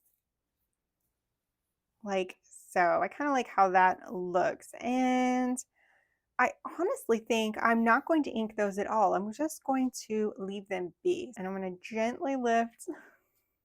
And I'm using my liquid glue. The reason for that is so I can move these around for a little bit. So I'm going to put this about where I think it went. Good amount of glue.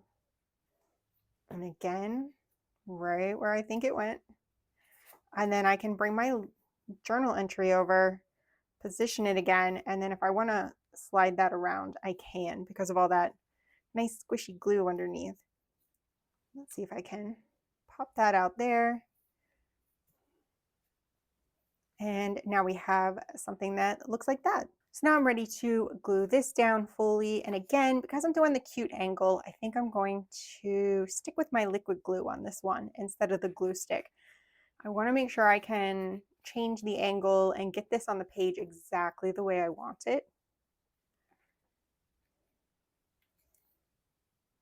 Because I don't want to end up in the crease there by accident. There we go. So now we're starting to build some layers. And on top of this, we're going to go ahead and do some tape. So I have given you some new tape. There is some tape with the ivy on it. If you like to bring that ivy around to the front as well, I'm going to tear off a piece of that.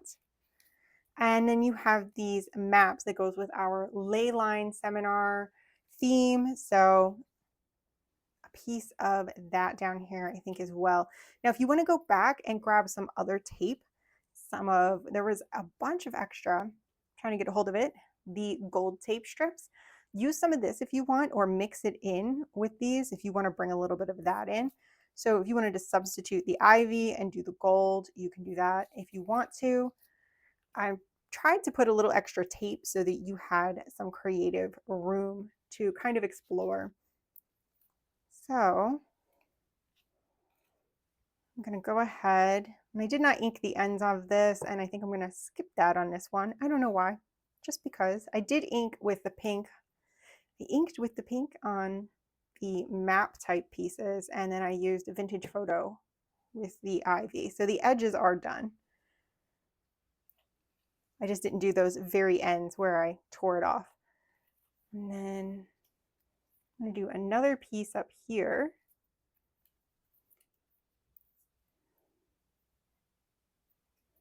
And I might go ahead and grab a piece of that gold tape. Here we go. Maybe, oh, a little X like that. I like that. I just kind of move it around until I see an angle that I like and then just go with it. So there, a little something like that. Super cute. And then I've put all the rest of my tape off to the side for later. And we can move over to this page here, the right-hand page. We're going to start on the top with a little more of this map paper. I'm going to turn mine this way. You can turn it any way you like. And I'm going to start by tearing this one end off. I don't have any ink on here yet, and I'm considering, do this end too. You know what? I think I'm going to go for that U shape again, like I did with the ivy on the inside cover. I like the idea of that. We have another piece to layer over this. So something kind of along these lines. I'm going to shift it to the right. That's just more of a creative choice than anything else. And then I'm going to hit the edges of this with a little bit of vintage photo, just whatever's left on my dauber here. And nice quick application of glue. And I'm going to line this up all the way at the top. And then just a little short on that edge. Next, we've got this little definition of ley lines. And I'm going to attach that right here, but I think I'm going to go ahead and tear this edge. I left a little room. I left some room for creativity. You can leave that as a nice rectangular piece, or you can tear it off. And then I don't want to go, oh, now I can't decide. Do I want to go all the way to this edge, or do I want to float it kind of in the middle? I'm going to go to the edge. And again, I'll just use my liquid glue and I can slide it around and get it exactly where I want.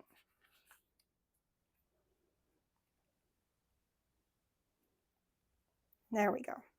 So with this piece, we're actually going to put a flip on the top here. So as long as you're down from the top a little bit, you should be okay. I probably should have said that before I glued that in, but this is going to be all right there.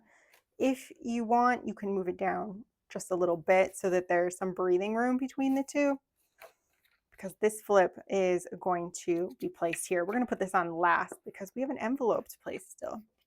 So make sure there is enough room for that flip. So let's get our envelope. This has just a blank back. We're going to glue this down to the page, but we need to turn it into an envelope. So going to want to glue, and it's going to be a little hard to see. Let me grab my ink here and see if I can't get some lines for you. This pattern is a little crazy on the eyes. You're never going to see the creases. All right, so here is my U-shaped piece. We're going to glue along each side. That way we can seal it up and make it into an envelope. So fold that. So you're folding here and here to make this envelope.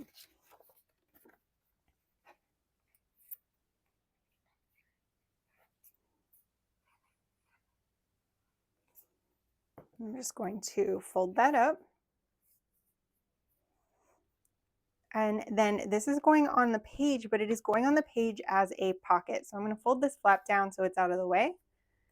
Make sure that I'm holding it in the flap area, and then I'm going to glue the right and left sides and the bottom so that we have a pocket. And I'm going to position this on the page all the way to the bottom and all the way to the right, because we don't want that into the crease.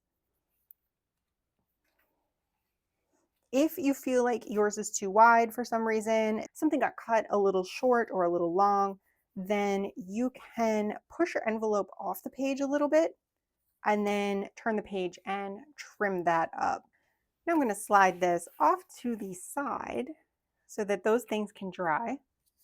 And let's grab our notes from the seminar. So these are Sabine's notes. And these are just going to fold directly in half, and then I'm going to open them back up again. So no tricky folds on this one. And then we have a tab. We're going to fold this tab right in half. I have a little vintage photo on that and on the notes. And we're just going to glue this on the top center. I've got this unfolded on the top center of these notes. Get some glue on there. I'm going to kind of smooth that out so it's not too blobby. I don't want it to go everywhere. Pinch that on.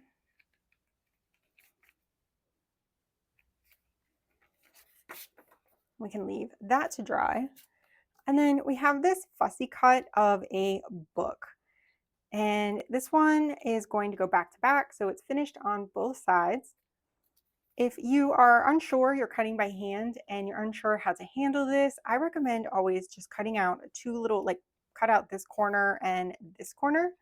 Do the same thing for this piece, the same two corners. So it would be this and this on the mirror. Glue them back to back and then cut them all the way around. And if you don't want to mess, there's a little kind of dangly tie on this. If you don't want to mess with that, you can cut it right off. It's not going to be a problem. I cut mine by machine with my brother's skin and cut. However, when I was inking, I got a little annoyed by that little tie and I almost took it off, and I decided I'd let you all decide for yourselves. So you can cut that little tie off if you want. Just a snip of the scissors and it's gone. Not a problem anymore. I'm just going to line those up and put that to the side to dry. And then I'm going to grab this card. When we flip this up, we want a decoration on the other side. So I'm going to flip it this way so that the little tab is at the bottom. And then I'm going to grab this piece here, this kind of a magic archway that may or may not go somewhere else. Breyer's seminar is all about ley lines and magical places that appear on the ley lines. And so it's all in the journal entry. I don't like to spoil too much of what's in the stories in those journal entries and the extra pieces, because I want you all to be able to discover it as you go. And I'm just going to put some glue on there and center this up on the upper portion. So if this tab is folded under, I'm going to center this up here. So now that we have that piece done, I'm going to bring my journal back over and let's go ahead and glue this in. So the tab is just going to glue centered at the top of the page. Just going to run glue right along there and put that into place. And we're going to let that dry before we put anything else in. We could have done it in a different order, but I got excited. So let that dry. And when it's dry enough, you can just gently flip that up out of the way. For our pockets, we still have these little pieces. I'll show you what to do with those in a minute. For our pocket, we have the tower. It's going to pop in here. Our notes folded in half right here. And our magical standing stones will go right in here. And then opening up our envelope, we have this garden with kind of a magical pedestal and our book. I'm going to tuck into the envelope. So we have these seals and they're just going to go, they're kind of mirror imaged. They're going to go back to back. If you turn them, you can probably find a way they fit together pretty well. And I'm just going to glue these right on here. And then if you want to keep this envelope shut just a little better, you can use a Velcro dot or some other means of closure. Let's see if I can line this up again. If not, I'll just use some ink or something to coax it into place. Cover up all those mistakes. All right, so there is the little seal. I'm gonna pull that down so I can see my decoration. And then this is gonna fold all the way over. And now we just need to pick a portrait for Breyer. So we have a bunch to choose from again. And I've already chosen and inked mine. I'm gonna go with this one. And I've already inked it with Vintage Photo.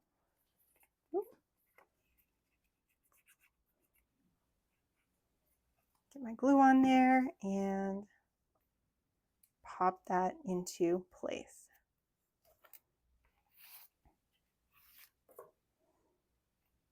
And there we go. That is the end of spread number 4. All right, let's get started with spread 5. Spread 5 has 4 pages. All of them have pieces on them. 3 of them are on cardstock and 1 is on paper. The one with paper is this one with the journal entry.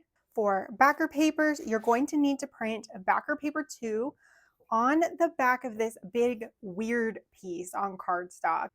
So I'm going to go ahead and just shuffle everything off to the side. I've moved on to a new spread in my journal, making sure I don't skip any pages. So I've got a nice clean slate for our new spread. And there are 2 main pieces we're going to put down.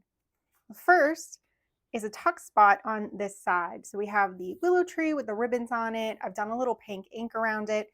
And I'm just going to turn this into a tuck pocket. So I'm going to grab my liquid glue and I'm holding it by the right hand side and I'm going to put glue on the top, bottom, and then the left side with the print facing up, the right side print facing down.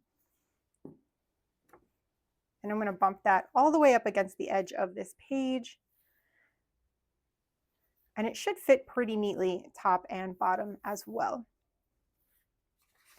On this side, we have a couple of things going on. I'm going to use my funky piece, but I'm also going to use this little piece of a library paper. The first thing I'm going to have you do is fold this big funky piece. Now, you can see there's a line from our paper on the back. Do not fold on that line. That's just a background paper. Where you need to fold is the light line on the top, and that line runs from the point straight down. If you're having trouble seeing it, I have inked mine dark at this point, but there is a light line here. All you're going to do is fold in.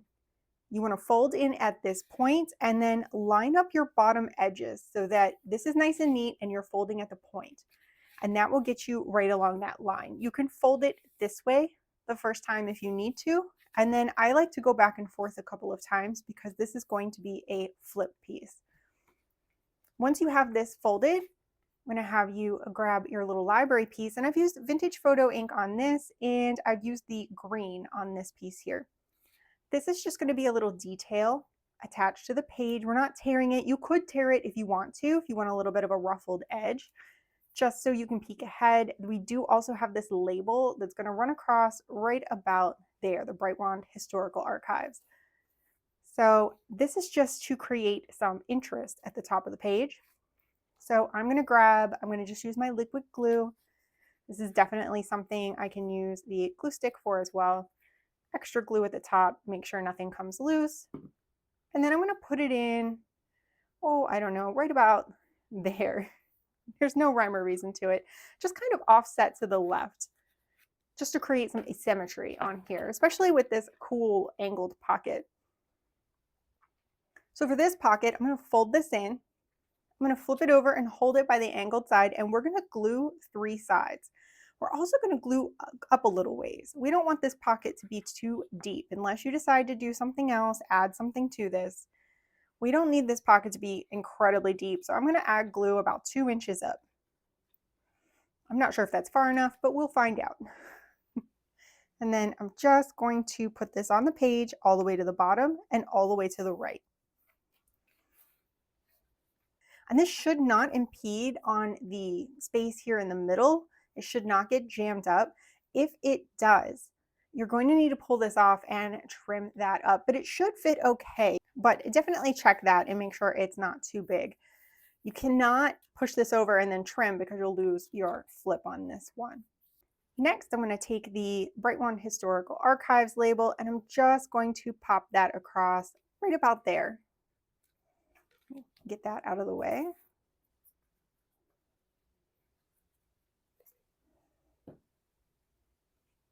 There we go.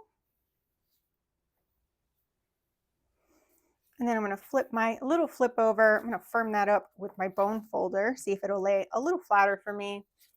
And let's grab this piece here. This is going to be a belly band to hold some of our ephemera. So we're going to glue at the top and the bottom and then place this down on our flap, pretty much in the middle. You'll know it's in the right place because the angle will match up here and the bottom will match up there.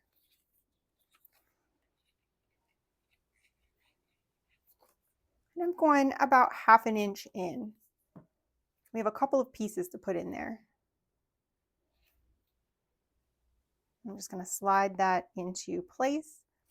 And then there's this funky little piece. This is just going to make a decorative, almost reinforcement for this tab area.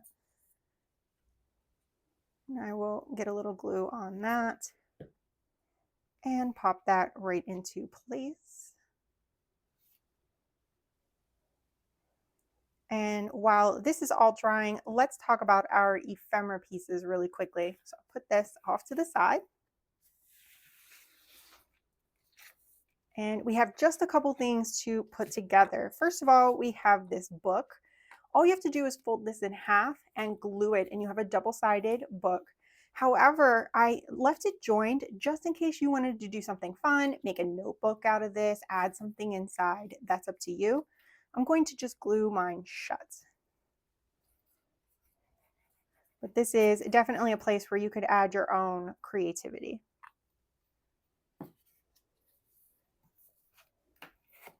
I'm going to press that down, and then over here I have my stack of books, and we have another tab. Fold it in half, the lid back on my glue. And then just get some glue on both sides of that. And I'm going to pinch it right over the top in the center.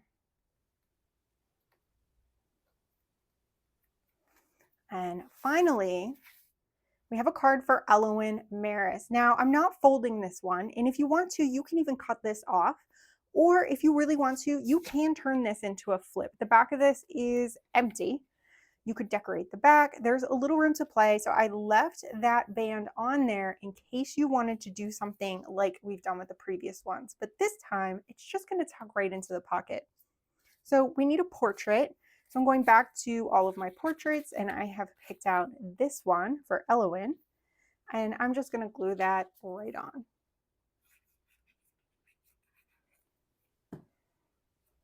And center that up. Finally, I'm going to grab my journal entry, and this is just going to fold in half so we can tuck it into the tuck space. So this is a little bit of a faster spread this time around, but I really wanted to play with this fun pocket scene idea on this one. So for our tuck, Elowen's card is going to go right in here, along with this library tag. I like to do a fun angle with that, and our journal entry. And I think this can go in either way. It can go in this way or this way, and it's going to fit all right. You might be able to get a little angle, but it is quite large, so you have to watch this little crease here. Our book card is just going to tuck right into this pocket just for a little texture and a little interactive piece. And then our borrower's record card and the book are going to slide right in here. This is a quick but fun spread. I really enjoy the shape of this kind of interactive pocket. That's my favorite part. And that is it for spread 5. We have reached spread 6. We are at the very center of our journal now. Spread 6 has 6 pages, 5 of them have pieces, and 1 is a paper. Our paper looks like this. 4 of these are on cardstock. 2 of them are on paper, so this paper and the page with these notes on them is printed on paper as well. You will need to print backer paper 1 on the back of our journal entry. Our journal entry is serving as a flip today. You'll also want to grab your portraits. We need 1 more gentleman for our collection of seminar speakers, so we're going to pick another one of these as well in this spread. So let's shift everything out of the way. I'm going to bring my journal down and we can start making some backgrounds. Grab my paper. And again, I'm flipping to a new page, making sure none of my pages are glued together. You should be at the center of your journal. We have a couple of strings to work around, so keep that in mind. We'll have to kind of shift these out of the way. If they're bothering you, you can always kind of tape them down at the bottom with a little washi tape temporarily. And in fact, I think I might do that. That is a fantastic idea. So I just have a little piece of washi tape. I keep some prints that I won't really use for my projects on hand for little things like this. And we might have to peel that and move it out of the way as we put pieces down, but we can kind of shift around on that. But that's going to make that easier to handle. So we have our page, and let's tear ourselves some backgrounds. We're going to use this purple kind of floral pattern that is going to go on the left-hand side, and I'm going to tear right about here. And that is going to leave a nice big chunk of that yellow floral pattern, and that's going to be left over for you to do whatever you want with. So you'll be able to have a little fun with that. And then I'm going to go ahead and tear. You could also trim off the white border. I'm going to tear mine off to get some fun edges. And then just as a quick, I'm going to grab my ruler, and just to get a little bit of a neater edge here, I'm going to place my ruler down and just kind of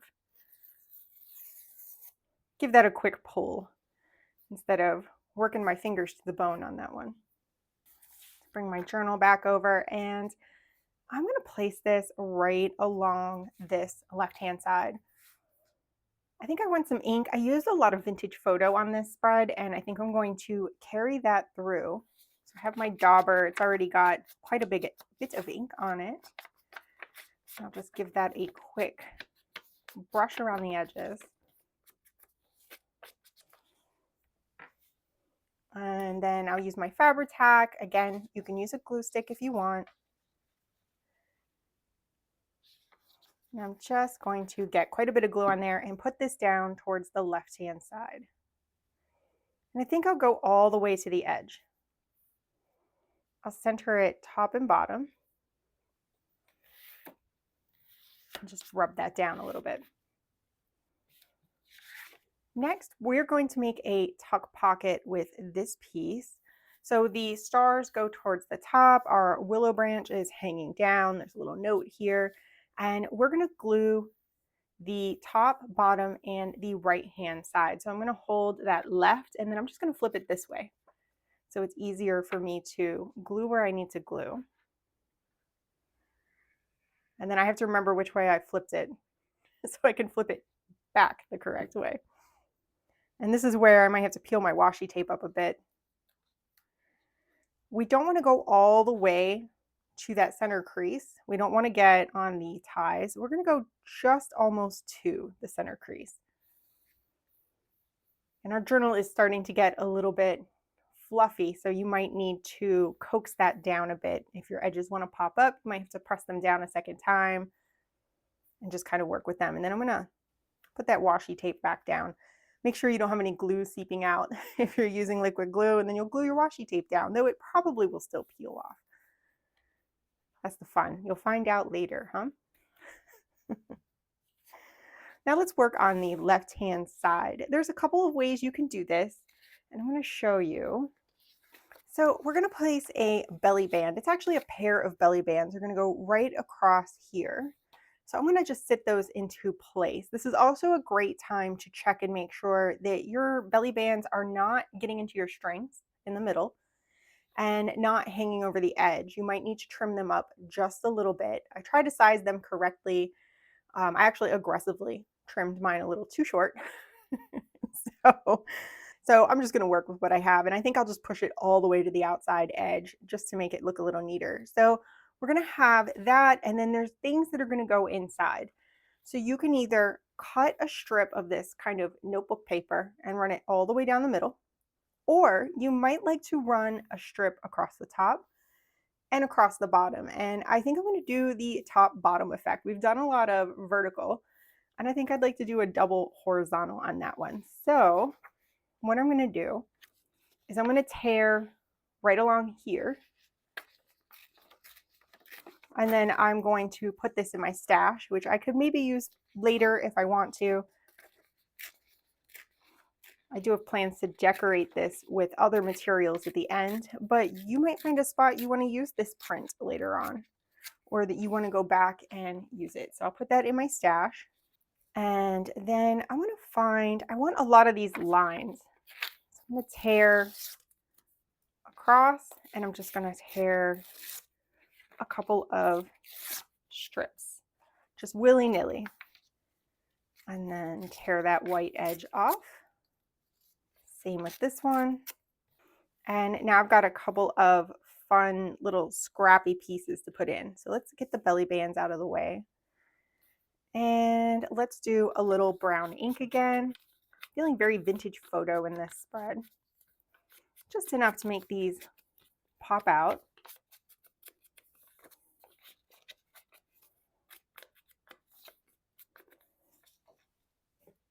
And then I'll grab my glue stick, and I'll just glue these right across the middle and put them towards the top and bottom of my pages.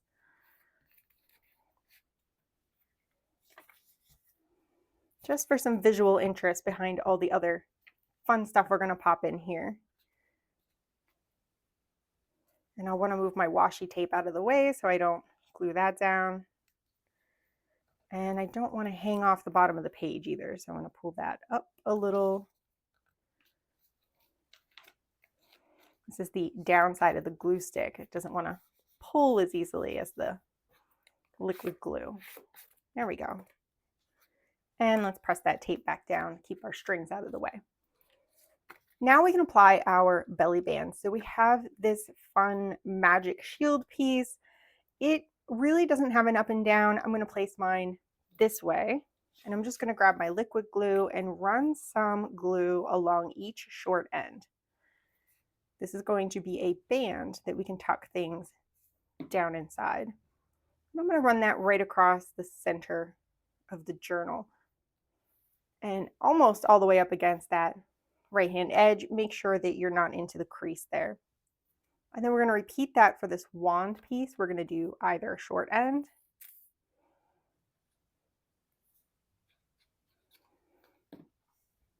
and then layer that right on top in the middle.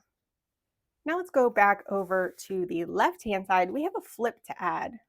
So we have this journal entry and I've folded it right along that decorative tab, just like we have been. And this is going to go in here. But before we do that, let's go ahead and decorate the back. It'll be a little easier to do that with it outside of the journal than inside of the journal. So I'm going to flip this over. And we have our card for our speaker. I'm going to get that further out of the way. There we go. Now you can see better what I'm doing. And I'm just going to center this card up right in the middle of this panel. Remember, this tab is going to be glued down. It'll be folded under when we open our flip. So you want to center it right up on the body of the panel. Oops. I'm not a patient glue stick user. All right, so there's Phelan Verrill's card, his biography card. And then I'm going to grab some of this tape and I'm going to run a couple pieces of tape along the corners, just like so. You can kind of pick and choose if you want some pieces with more stars on them. It is up to you. I gave you several pieces to play with, so you can kind of pick and choose what you want. And I'll use my liquid glue to attach those just on those corners. And you don't have to just do the jaunty corner. You can run them up the sides if you want. Be creative with it. Make sure you don't get over your crease though, because this is going to have to fold. Let's get the other one on.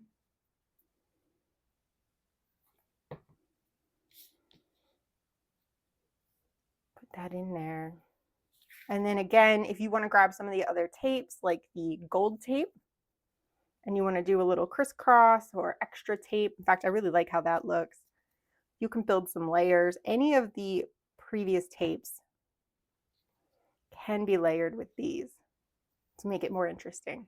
And I think I'm going to get a little piece of that ley line map tape as well and run that right along here, like so. I like how that looks. And finally, let's grab a portrait. I've chosen this one, and I'm going to glue this portrait down right in the box.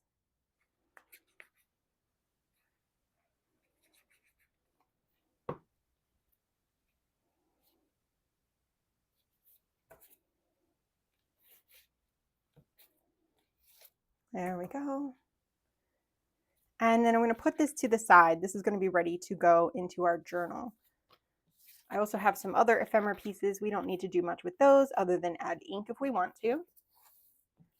And let's talk about this card. This card is going to fold in half this way.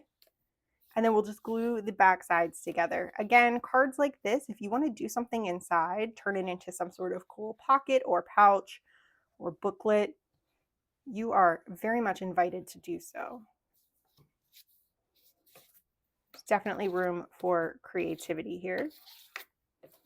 So that is ready to go, this double-sided tag. And then our notes are just going to fold in half, and I use the green ink around my notes. And let's go back to our journal. And we can go ahead and attach this flip panel. I'm going to run my glue just along this tab edge, just like we did all the others. And I am going to put it, I think, all the way to the edge on this one. You can put it in a little bit if you want, but I want to make sure I'm getting a lot of this print. And this card is going to tuck into this pocket, so I want to make sure there is room for that. And let's leave that to dry and come over here. The larger little belly band is going to hold our notes, as well as this kind of classroom picture.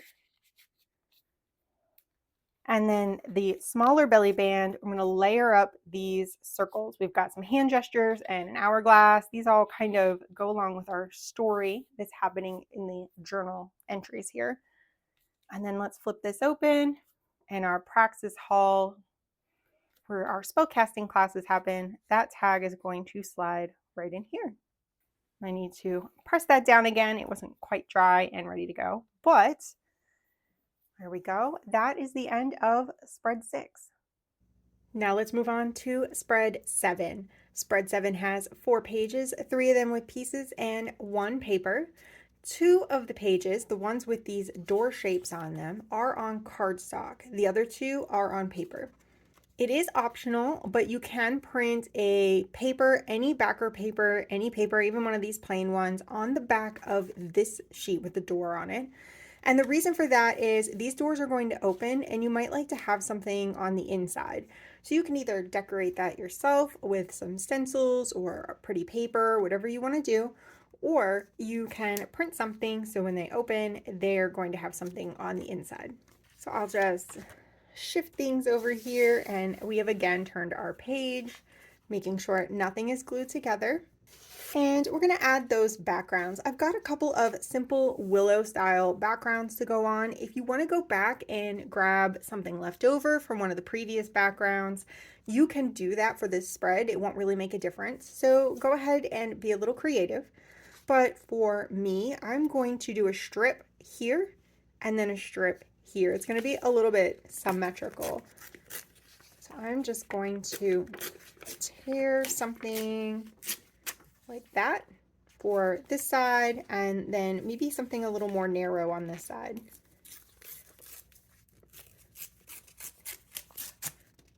And then I'll flip this one and give it kind of a interesting edge, just for fun, and take the top and bottom off.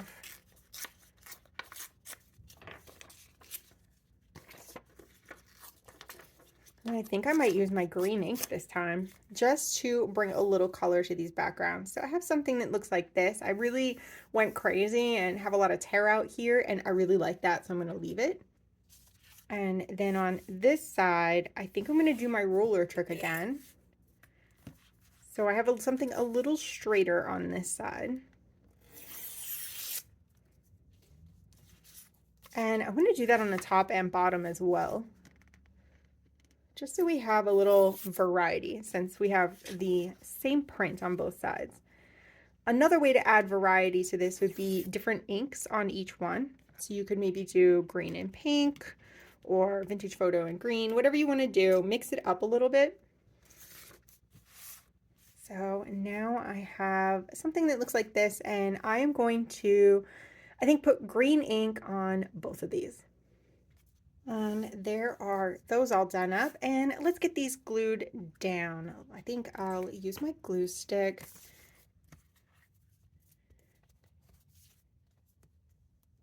And just get the center of this done up. On this one, I don't mind having a little bit of free edges all the way around. I think that'll be fine. And I'm going to put this to the far left, as far left as I can. I like to keep things a little off center. It keeps it more visually interesting. And then this one is going to go as far right as I can. And since I need to go up to the edge and I don't want to get glue all over my book, let's do the liquid glue so I can get all those edges. I don't mind so much the torn edge here, but the other 3, I'd like them to be done really well so that they're not getting caught later on. And there is that. I'll just give that a quick smooth. And I think we should start with the right-hand side this time. So I have these two door-shaped panels, and these are going to need to get glued together. But first, we need to cut our doors and get our doors folded so that they can open and close. So I have pre-cut mine. I used an X-Acto knife, and to cut this, I cut all the way down the middle. I cut all the way across the bottoms of just the red doors. So from here to here, just to bring that closer. So from here down to here. And then at the top, I went around the curve, but only until about this point where this cross piece is, so that I have a straight hinge down this side. So you want to finish the whole curve as a cut. And then right about here, this is straight, so that makes a really good hinge. And same on this side, cut the curve around until you get to about this spot. Now, if you don't have an X-Acto knife or you're not comfortable using an X-Acto knife, then you can use your scissors, but you're going to have to poke a hole somewhere along the line. So this would maybe be a good spot right here. Anywhere you're going to have a little bit of tear out, it won't be quite as neat, but you'll need to pick a spot where you can poke a little hole to get your scissors in so you can start your cut. So it is up to you which way you want to handle that. Once you have your doors cut, you're going to want to fold them open. I did pre-crease mine just to make it easier for on camera. And then I'm going to close them and flip it over and fold to the other side. And I'm going to go back and forth a couple of times. We want these doors to open and close. We want them to lay as neatly as they can so that they're not all flapping all over the place whenever we get to that page. We want to be able to open them ourselves. So going back and forth a couple times until you break in this crease is going to make them lay flatter and make the mechanics a little nicer. So once you've got your doors kind of broken in, we're going to come over here and glue this top panel onto the bottom panel. That way, when we open the doors, we'll be able to peek into the headmistress's office. So to do this, we're going to glue, let me move my doors out of the way. We're going to glue around this frame area. And I'll just use my liquid glue. I'm going to try not to put too much so I don't accidentally have it leak out and glue my door shut or something like that. I am going to try to make sure I get this top area done pretty well. And then they should basically line up. If things aren't lined up perfectly, you can just go around the edge with distress ink or trim it with your scissors just to finish it up. And I'm going to leave these doors open for now while this dries. Let's move back to our journal. And the top of this page is getting a little decoration, and we want to keep that pretty close to the top. So we have some tape, and I'm going to run that tape right across the top here. And you can tear and ink the ends. You can handle the tape however you like. I think I might do a flat end on this side and a torn end on that side. And then we're going to layer this little headmistress's office label right on top of it. And you can get crafty with it. You can do something like that if you want and move it a little higher. But make sure that this door piece, when it's sitting at the bottom of the page, isn't covering up your little label. You want it to look kind of nice and neat and make sure everything's going to fit on the page together nicely. So I think I'm going to center mine. Layer them centered up instead of offset like that. Get this piece of tape on. I'm going to go all the way to the edge of my page.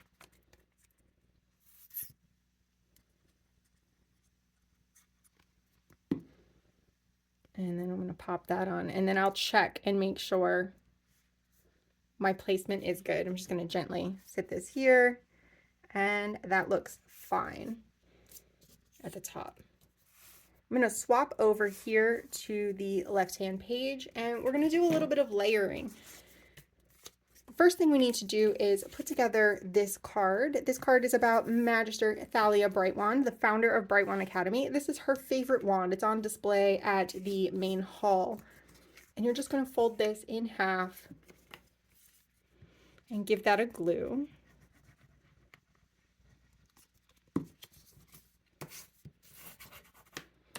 And then there is a tab to go on the top. I'm going to fold that in half as well, and that's going to pinch right over the top. Just make sure you don't cover up your text on the back side.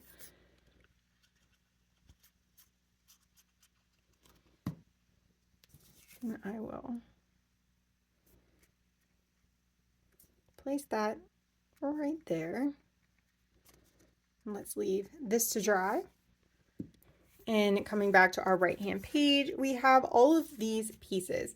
And I wanted to have almost a bulletin board feel with this page. So we have our journal entry is here.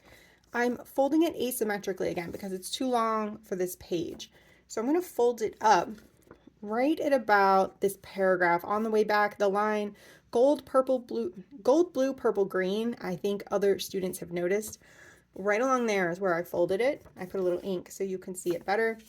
So that's folded up. That way this fits on the page a little better. And I'm going to start gluing these so that you can kind of rifle through them. So starting with this picture of the main hall, this is going to be a pocket. This pocket is going to hold our tag. And I'm going to give it just a little angle here at the bottom. And I'm going to glue just two sides. I'm going to leave some free space here so that this has room to kind of angle however I want. But the left-hand side and the bottom are going to get glue. Like so.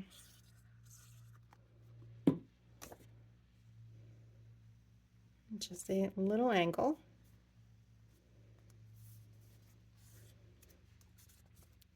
Then I'm going to layer the journal entry, and just to get an idea of the space that we have, I'm going to put this notice up here in the corner. So I think the best way to do this to make sure things don't get torn off the page is to glue kind of a good chunk of this right here. I still want to have some freedom, I still want to have a free edge here. This page curves as the journal gets thicker, and trying to flip it up and having it glued all the way down is going to make it harder to manage. So I'm going to go maybe this third at the top and just give that a little blob of glue, and then you can decide if you want a little angle on that. I'm going to leave mine pretty straight, I think. And then this notice, I'm going to glue the corner of. But before I do that, let's give this a crease so it's easier to get it up out of the way. And I did not finish the back of this. So if that bothers you with it being blank and you need to flip this up to read the journal entry, you can attach some of your old scrap paper. I'm going to just hit the back of this with some distress ink. Probably should have done this on my work surface and not on my background, but that's okay. So now there's a little something going on there. You could use a stencil, add some texture that way. But now, I like to accent that crease too. Now we have our notice. That can flip out of the way, and then we can get to our journal entry. And I'm just going to glue this corner down. I think I'm going to give that just a little angle as well. While these dry, let's go ahead and move it back over and glue our doors down. Now, just like we did the folder, the seminar folder at the beginning of the journal, I might like to add a tie here. I'm not sure. I might like to add something to this. I might even just put strings here to tie together. I'm not really sure what I might do, but I'm going to leave myself some options. So to glue this to the page, I'm only going to glue the top and the bottom, and I'm going to leave the center free. That way, if I want to thread some sort of ribbon or something through the entire thing, then I can do that. So I suspect I'm going to do something on the doors themselves. I really want to emphasize those doors, but I don't like to. It's easier to leave yourself the option, and it doesn't hurt anything. You don't really have to have the center glued down. There we go. I'm going to glue that right to the page. And we can open and peek and see the headmistress's office. And now the more I think about it, the more I'd like to put some strings or something here. And then they could tie or hook together somehow there. I really like that idea.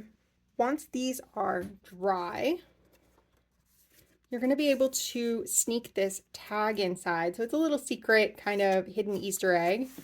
You're going to be able to unfold that to read the journal entry. And I was planning to add some tape to this corner, and now I can't decide if I want to. So it's up to you. I'm going to leave mine empty, but if you want, you can put a little tape across this corner and give it some personality that way. I might come back with some ribbon or lace or something when I'm decorating at the end and do something like that there instead. So now we have our bulletin board kind of flip going on and our doors, and that is the end of spread 7. Moving right along, we are now ready for spread 8. Spread 8 has 4 pages. All of them have pieces on them. 3 are in cardstock, 1 is on paper, and that would be the page with the journal entry on it. Backer paper 2 does need to be printed on the reverse side of the page with Vessa Dunholm's bio card on it. So make sure that you get that backer paper printed on the reverse of the sheet. You will also need one last portrait. We need to decide what Vessa looks like, so have your portraits close by so that we can choose our final seminar speaker. Let's go ahead and shift all of these things off to the side, and I have turned my page from the headmistress's office, making sure nothing is glued together. My journal is getting wonderfully fluffy on this side. I'm super excited about that. And let's go ahead and start decorating these pages. So the first thing I'd like to do is I'm going to glue this strip in on the left-hand side of the left page. I'm not going to tear this or anything. I'm going to leave it nice and neat. If you want to rough it up a little bit, I'll definitely do that. Have at it. But I feel like I want to be just a little neater on this spread. Seems to fit the theme of the seminar better. This has a very floral theme to it. The seminar is about magical plants and working with them. So I wanted it to feel a little bit botanical whenever you got to this page. I'm going to go ahead and smooth that into place. And then the right-hand page is going to get this really big tuck piece with the tree on it. We're going to leave the left-hand side unglued. We're going to glue the top, bottom, and right. So we're just going to flip this. And neatly, with a thin line of glue, go right around those edges. And then I'm going to place this so that it goes right up against the right-hand side of my page. I'm going to slide this out of the way for a moment, and let's work on Vessa's card. So again, it's going to be easier to decorate this before we attach it. I'm going to fold along this tab just like we have been, and make sure you fold that back and forth a couple of times so it moves freely. And then making sure you're right side up with the print, I'm just going to flip this over, and let's start filling up this space. So we have a pocket. It's going to go right at the bottom, and we're going to glue, hold on right here where the curve is. Just going to glue those 3 sides, small bead of glue, left, right, and bottom. And I'm going to put that on all the way to the bottom and all the way to the right. That way we have some space between the pocket and our fold. I'm also going to flip this over, and I'm going to get Vessa's portrait. I've decided to go with this one. I did neglect to ink it, so I'm going to do that very quickly. I had a really hard time choosing portraits for everybody. I love all of them. I only picked portraits that I really liked, and I tried to pick ones that were maybe a little more obvious for certain characters, but I tried to keep them vague enough that you could almost pick anybody for any person. But picking just one for each person, it was just very hard for me. So I'm kind of glad that part is over. So there we go. Here is Vessa's portrait. I'm going to put this to the side to dry. And let's grab this card. This card is just going to fold directly in half. And we see Sabine's notes have gotten a lot shorter. She is much less interested in this. Not only is it not really an interest of hers, but her mind is very much preoccupied with what's going on with the Willow. So she is not being as studious as she normally would be.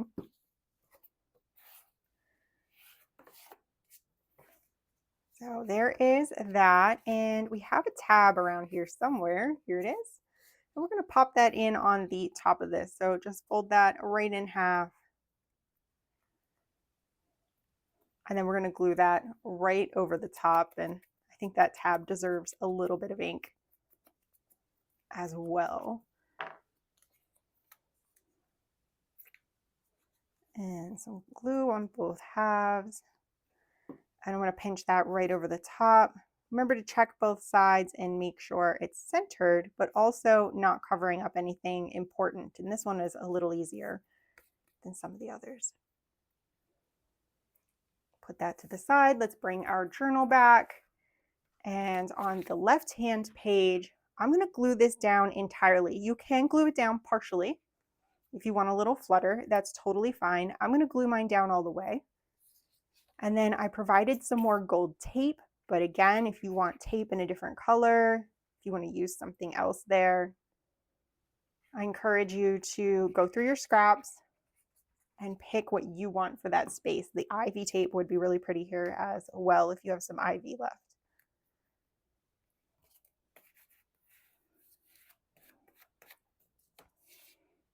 I'm going to grab my tape, and I have not inked this, and I don't think I will. I think I'm going to leave that be, and let's just do a couple pieces of tape right along each corner. Just one for each corner. Again, you can put more tape, less tape. Use washi tape if you have washi tape on hand.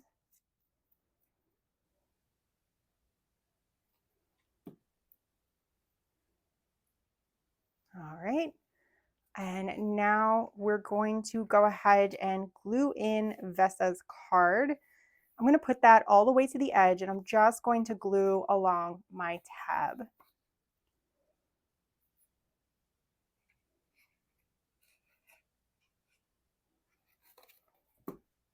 I am going to center mine. If you want, you can go towards the top or the bottom. There's definitely a little leeway on this one. And then I'm going to flip this open and give it a crease so it's out of the way. And also my glue is firmly down. You might need to let that dry a little before you can do this. And let's fill our pocket first. I've got these two pieces are going to go into our pocket. And if it is too tight, mine is a little tight, you can grab a bone folder or your scissors and just kind of give that a finesse it a little larger, and it usually fixes things. This tab is going to poke up whenever you have this shut. I'm going to pull my card up a little bit so you can see it. If you put this flip towards the top, then it's going to pop out the top of the journal, which is going to look really cute as well. And then here I've got a bell tower photo. I've got the Willow. It's going to go in here, and I totally missed our fussy cut. You're going to cut these out and then glue them back to back. So don't stress if they don't line up. If you're cutting by hand, you can touch them up with a little bit of ink. It's not a big deal. There are more things to worry about than your fussy cuts not being absolutely perfect. And once you have that glued together and your shirt's dry and there's no glue leaking out of it, because mine sure isn't, then you can go over and pop that into this pocket as well and just let it kind of poke out somewhere along the line. And this was a very quick spread, but I love the colors on it. I love how it came out. And there we have the end of spread 8. We've reached spread 9, and some mysterious things are now happening.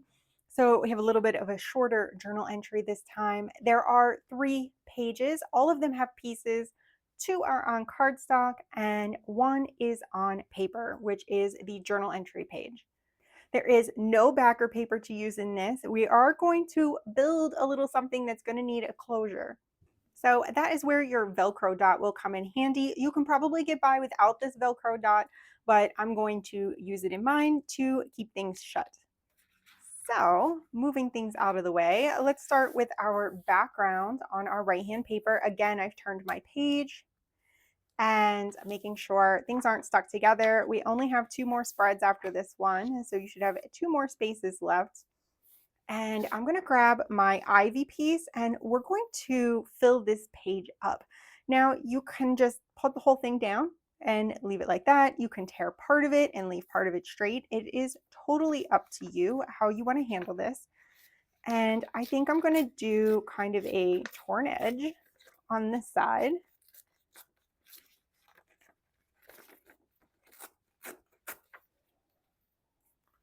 And then maybe we're going to put this big kind of staircase piece on here.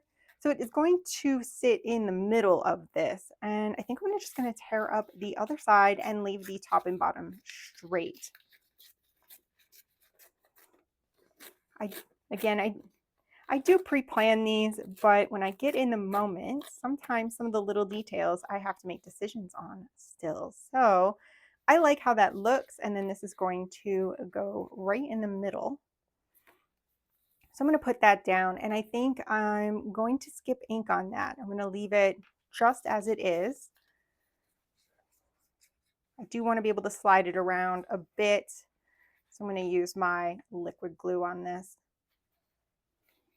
And I'm going to try to center that up on the page. Something like that. And on this side, we've got this little triangle piece. It's going to pop in the corner. But first, I'm going to glue my journal entry down to the actual page. And I'm going to kind of center that up, but you want to make sure that none of the text is being covered up by our cute little decorative corner here. So again, I'm going to grab my glue. You can use a glue stick for this if you want. You could also leave this a free piece if you just want to tuck it into that corner. But I've decided to glue this one all the way down. So I've got my liquid glue so I can move things around a little. And then double checking my corner. And I like how that looks. So I'll go ahead and press that down. And then let's glue this corner in. We're just going to glue the angle. So thin line of glue on our 90-degree angle. I guess I should clarify, a triangle is all angles. And we're leaving this corner free so we can tuck something inside of there. Now I'm going to go into my tape stash. I have quite a bit of tape at this point, and I'm going to pick some tape to go on here. I want to do my corners up. So I think a piece here and maybe a piece of that ley line tape down here. Just mix it up. Basically, at this point, you have a collection of complementary decorative pieces that you can use in your journal. And even though it might look like a little bit of a mishmash or an eclectic mix, because the entire journal has the same textures and themes all the way through, it works. So it's good to experiment. And again, you can add extra little crisscrosses of tape if you want to use more than one piece. So now I'm going to shift my journal out of the way, all my tape and scraps and things. And let's build this piece. So we've got 3 panels here. We're going to fold the trapdoor in half so that it has a front and a back. We're going to fold this tree piece in half so it has a front and a back.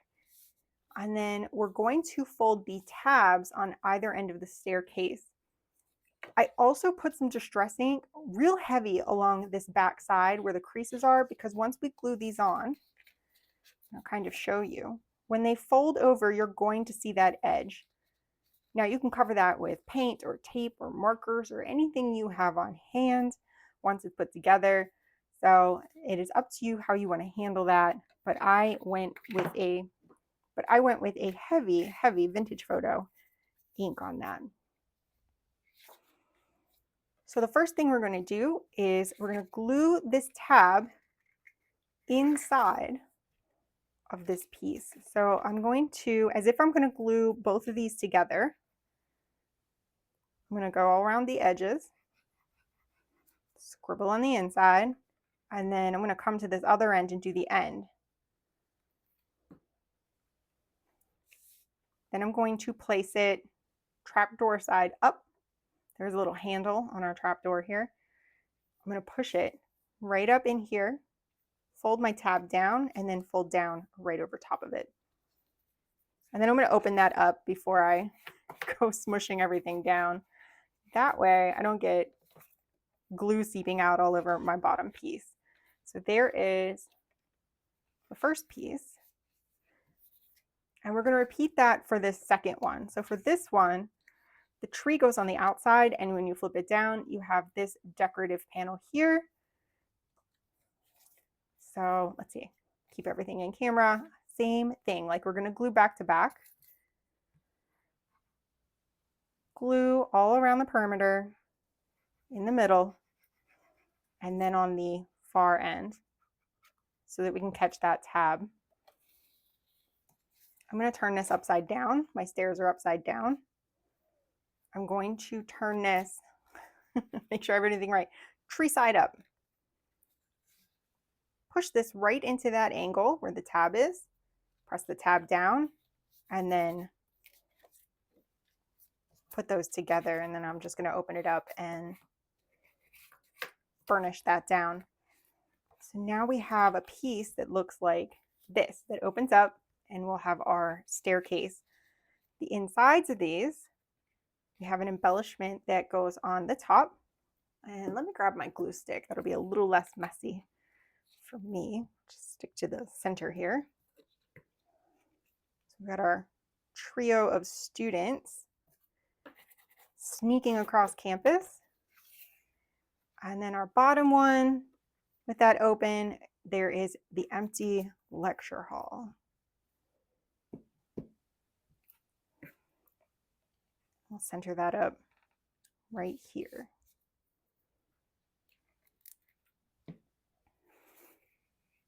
flip this closed, bring our journal back. And I'm going to glue this right in on this page. So like we have done with some of the others, if you don't have a Velcro closure, but you want to maybe try to tie this shut, then you can either plan to put some kind of tie here and a tie underneath and leave a little space this way to do a tie. You can leave space this way. Leave an opening where there's no glue underneath. So you can just glue these two edges and then thread a ribbon underneath later, or you can do it right now if you have the ribbon and you're crafty and you want to do that. I'm going to glue mine all the way down because I'm going to use my Velcro dot to hold this shut.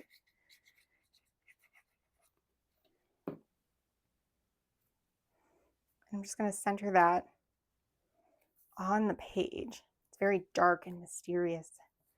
Let's open it up. Give that a smooth. And then I'm going to grab my Velcro dot. These have a clear side and a white side. I just grab one of each. I stick them together. And then I decide where I want the clear and where I want the white side. This is not as cut and dried. I think I'll put the white side on the top here. So I'm just going to stick that right in the center at the top and then press that down. And that way this has kind of disappeared, and I don't feel like that looks too bad because there's a lot of white in this print. So I just try to match the sides to what's going on each side. So now I have a closure to keep this from kind of flapping around whenever I'm turning the pages. So now we have our mysterious staircase. And coming back, we have one last piece of ephemera to tuck in here. We have our notice that everything is canceled. And we're going to tuck that right into the corner pocket. And that is everything for spread 9. We've made it to spread 10, which is a little bit of a bigger spread. There are 7 pages for this one. All of them have different pieces. 3 of these are on cardstock. That will include this large fold-out piece, the fussy cuts, and then the little tag pieces, the page that has this tag and some other things on it. The other 4 are going to be on paper. For backer papers, you're going to need to do backer paper 1 on the reverse side of this big fold out. And for the envelope, you can pick any backer paper you like. I've done backer 3 on mine, that yellow print. I hadn't used that very much, so I really wanted to give it kind of a last hurrah. So let's just get to my journal here. So many little pieces. I'm gonna have to organize these really well before we get gluing. So I've got my journal here. And I did a quick reshuffle of everything, and I think I am ready to go. So we are on the last 2 paper page spread. Our next one, spread 11, is going to be the back cover and the last page. And let's start with this big piece here, Nia's shield. So we're going to tear this into an interesting shape that fits on this page. And I think I'm going to start by making a curve that follows this. I really want to emphasize this magical shield. I'm going to just tear right around that. And then we'll see how it fits on the page. And if I put this all the way up in the corner and leave those straight sides, this does fit pretty well. If I glue this down really well, I don't think this is too close to the edge. I just have to make sure there's nothing loose that can get caught. So let's grab the glue stick. And if you find yours is too big, you can tear off a little more. You can trim up the edges. You can really kind of adjust this however you like. So I've got a good coat of glue on my edges. I just want to make sure this is down really well. All right, so I used a different surface and I got a good coating of glue stick across that whole thing. I want this to be down nice and flat. If it does hang over my edge, I'll just trim it up when it dries. And I want to get this pressed down nice and flat. Normally I'm all for texture, but I think in this case, I'd like this to be a nice flat background. And I did pretty good. There's just a little bit hanging off here. And I'll just trim that up. And I can throw a little ink over that later if that tiny sliver of white is bothering me. Next, we have a pocket for this page. This pocket is going to go all the way to the bottom and the outside edge. We're only going to glue the straight sides. We're going to leave the curve open. So we're going to glue just along those 2 straight edges on this pocket, a thin line of glue with my liquid glue. Like so. And I did use the green distress ink on this pocket. I'm just going to pop this in all the way to the bottom and to the right side, right along those edges. We're leaving the rest of this open to tuck things into. For the left-hand page, we're going to make a fold out. So I'm going to get my journal out of the way and let's get this fold out assembled. So we're starting with this piece. There is a light line that's going to run right down through here. And I folded right on it. You can kind of see it right there. So that light line, you're going to fold right along that line. If you can't see that line, and I'll try to make sure that it is a little more prominent on your printout. So I've got my fold. And we've got a pocket that's going to match up with the print. I wanted to continue the scene over here while still giving us places to put things in. And we are going to just put glue on 2 sides. We are again going to leave this open. So I just want to make sure there's plenty of room to put things in. So I'm doing this tall side and the bottom. I am not doing the short side or the funky angles on the top.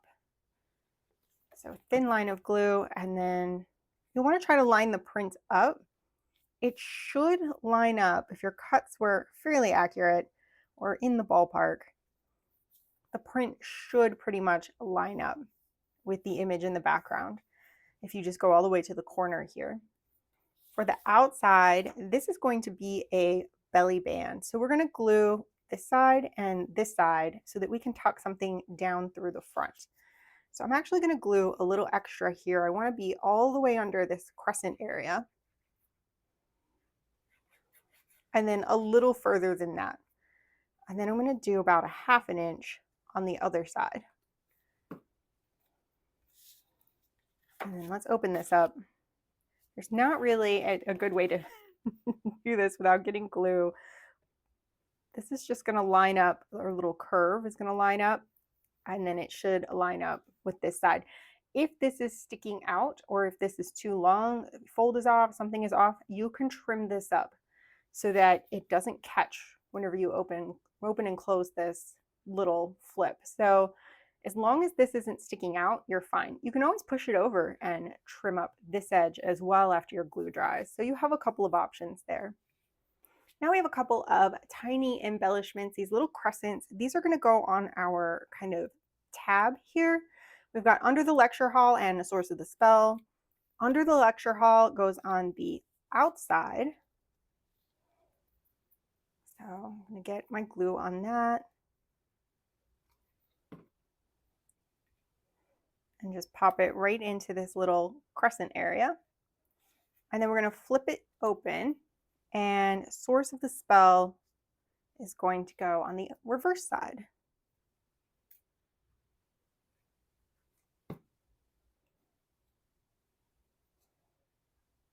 Just like that.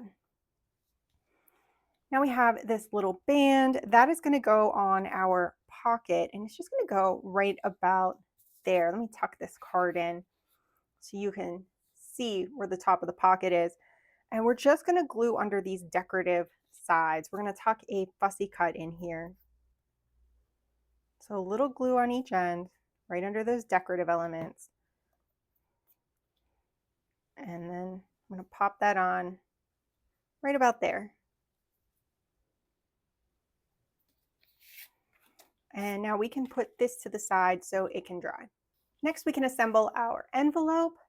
This one is going to fold in on both sides. There is a line running down each side, and then the small crescent at the bottom will fold up, and then the larger crescent at the top will fold down. And I have lines fairly clearly marking all of these fold points.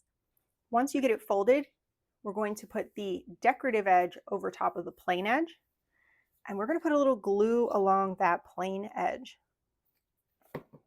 just to keep it shut. For the bottom, we're going to put some glue just along the crescent edge.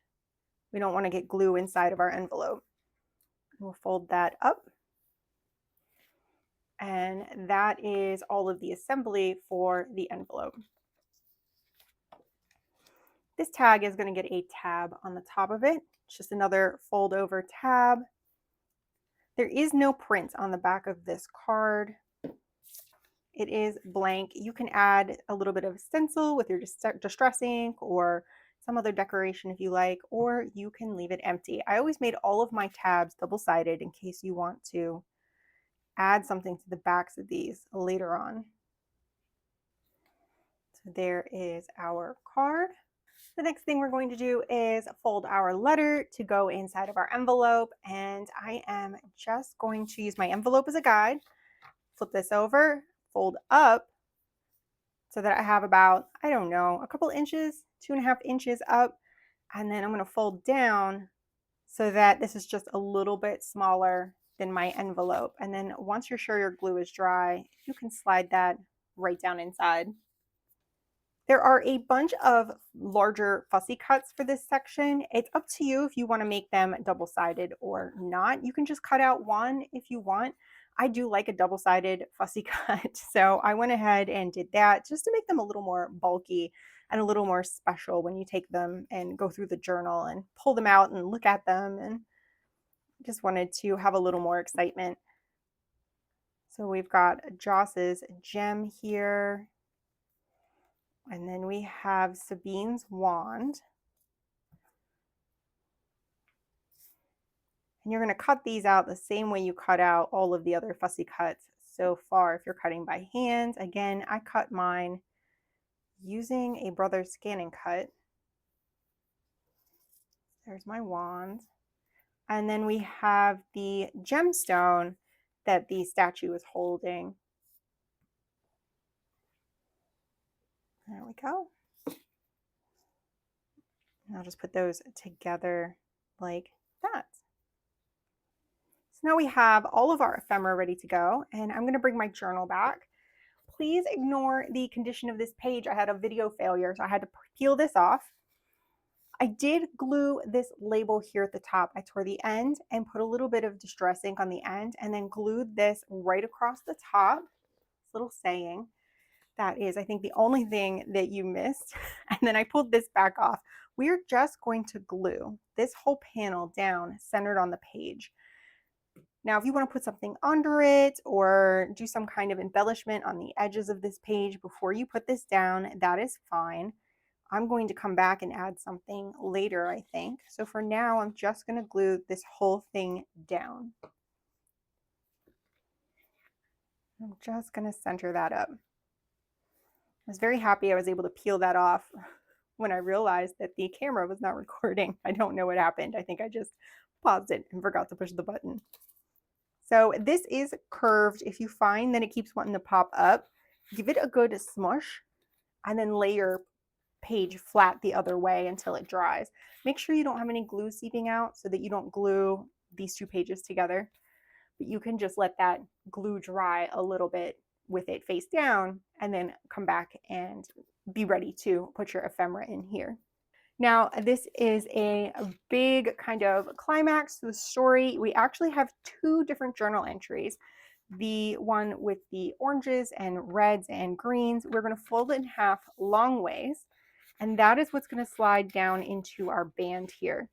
If this is too tight, remember, you can take your scissors or bone folder or something like that and slide in there and kind of wiggle it just to open that space up a bit, but I like how mine is fitting, so I'm going to leave that be. On this side, the journal entry is going to just pop down into the pocket, and I'm going to add Joss's gem and Sabine's wand to the pocket as well. Inside of our flip, our envelope is going to go in this pocket, as well as the card with the hand gestures. And then our magical gem is going to tuck into that band.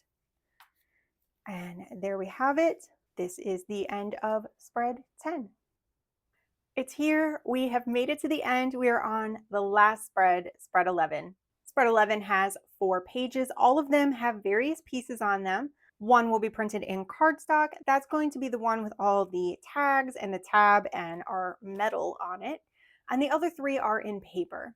You have the option of printing a paper on the reverse of the page that has the envelope on it. I used backer 3, revisiting that yellow one more time. So let's go ahead and assemble our last spread. I'm going to shuffle all of these things out of the way and bring my journal down. Now, this has gotten quite fluffy, so I am using my little dragon friend to clip some of my pages together and keep that down on that side so it's out of the way. And let's do a little collage work on this page. We have a tuck going in this corner, so my little dragon can just hang out there for now. And I'm going to start with the piece of paper with the ribbons on it, as well as the circle with the star and this piece here with the gate on it. And we're going to do a little bit of layering. So I want to tear this piece into kind of a long, curved, interesting piece. So I'm going to go right down that side, and then I'm going to circle round so that I have something that looks like that. That's going to be a little bit interesting. And we should definitely put some ink on this. If you are using ink, that is. So I'm going to put just a little vintage photo around those edges. And I'll go ahead and do the straight edges as well. I'm going to leave both of these straight and not tear them. And then I'm not quite going to go all the way to the crease, but I am going to go pretty far. I think my glue stick is going to be the answer here. And let's see if I can do this without making too big of a mess. Let's get that glue stick on everything, and I'm going to make sure I get these straight edges really well. When I glue on my journal like this, I'm trying to make sure my glue stick is traveling in the area where I'm gluing down anyway. So let me tuck right under the dragon and smooth that. The glue stick worked better here so I can stick right away, where the liquid glue was going to give me some trouble in this crease here. So we have that. Next, I'm going to glue down the piece with the gate right about here. I'm going to leave this straight on all the edges. I did put some vintage photo on it, and I'm going to use my glue stick again. And I just told you I'm gluing only where I should be gluing, and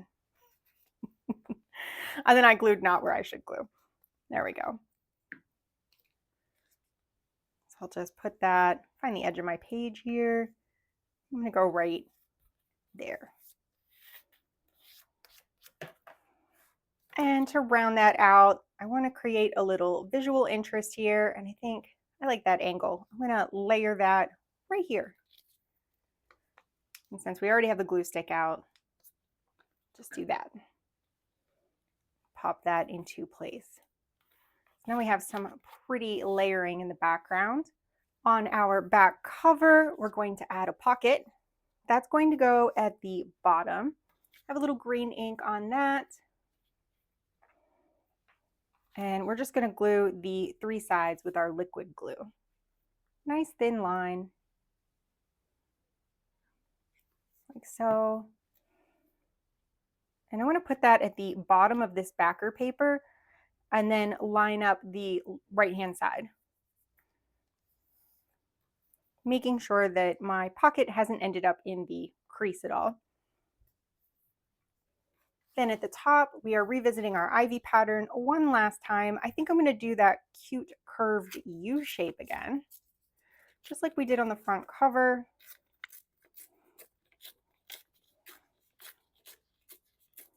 There we go. And that will go right here. Then I'm going to go with the liquid glue so I can move this into position just a little easier. And I'm going to line it up with the top of this background paper.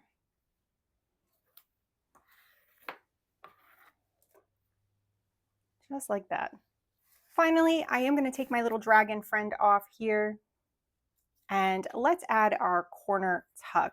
It's going to go all the way up in this corner, and we're just going to glue that 90-degree angle and leave the angled angle free.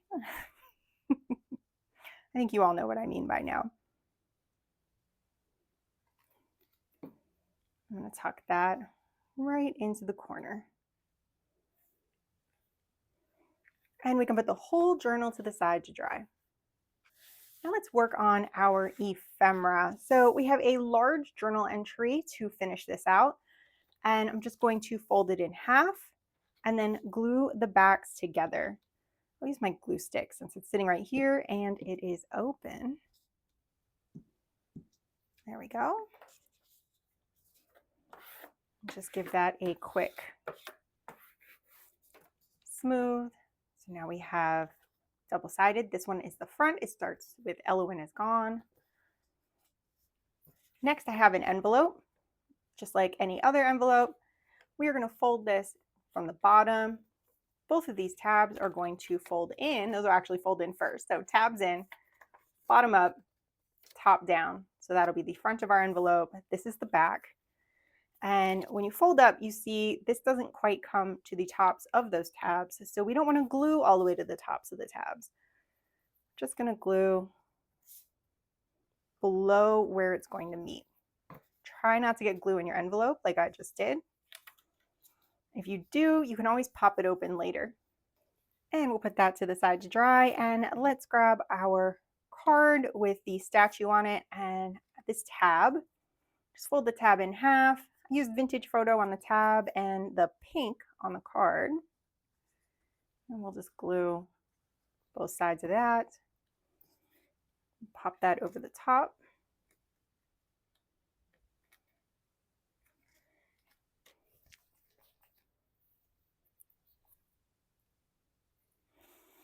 And finally, we're going to build our medal. So this is going to serve as a tuck spot as well as be a medal that Sabine is awarded with at the end of the story. So I want to make sure this is right side up. The highlighted area is going to be to the top right.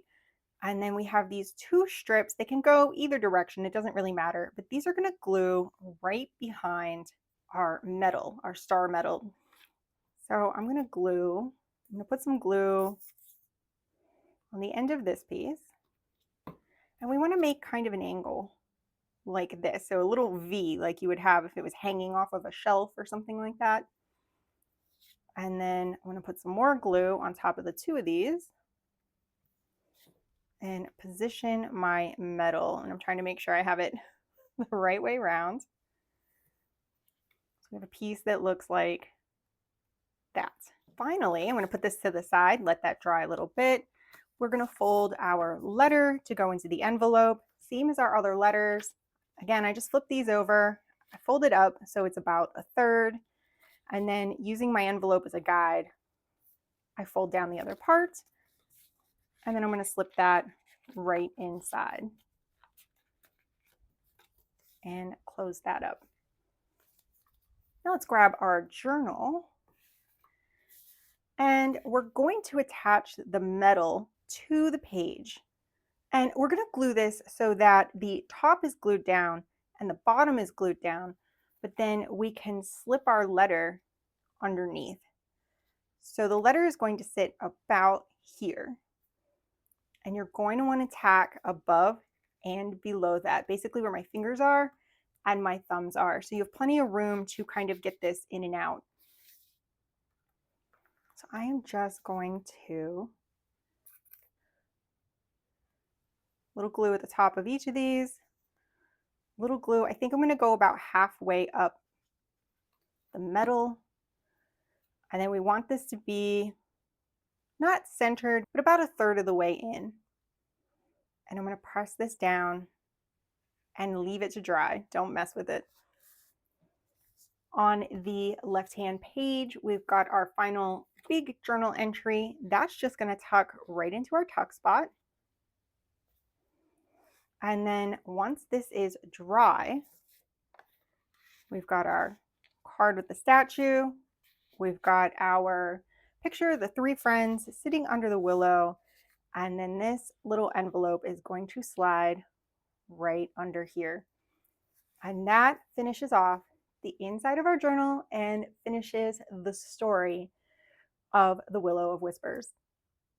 Now we do still have the outside cover to do, and I'm going to do a little decorating, show you some beginner things to do with lace and trim and washi tape and maybe a few other things. I haven't decided yet. So let's move on to the cover. It's finally time to move on to the cover. The cover has 5 pages. All of them are going to be printed on cardstock, and there are no backer papers necessary.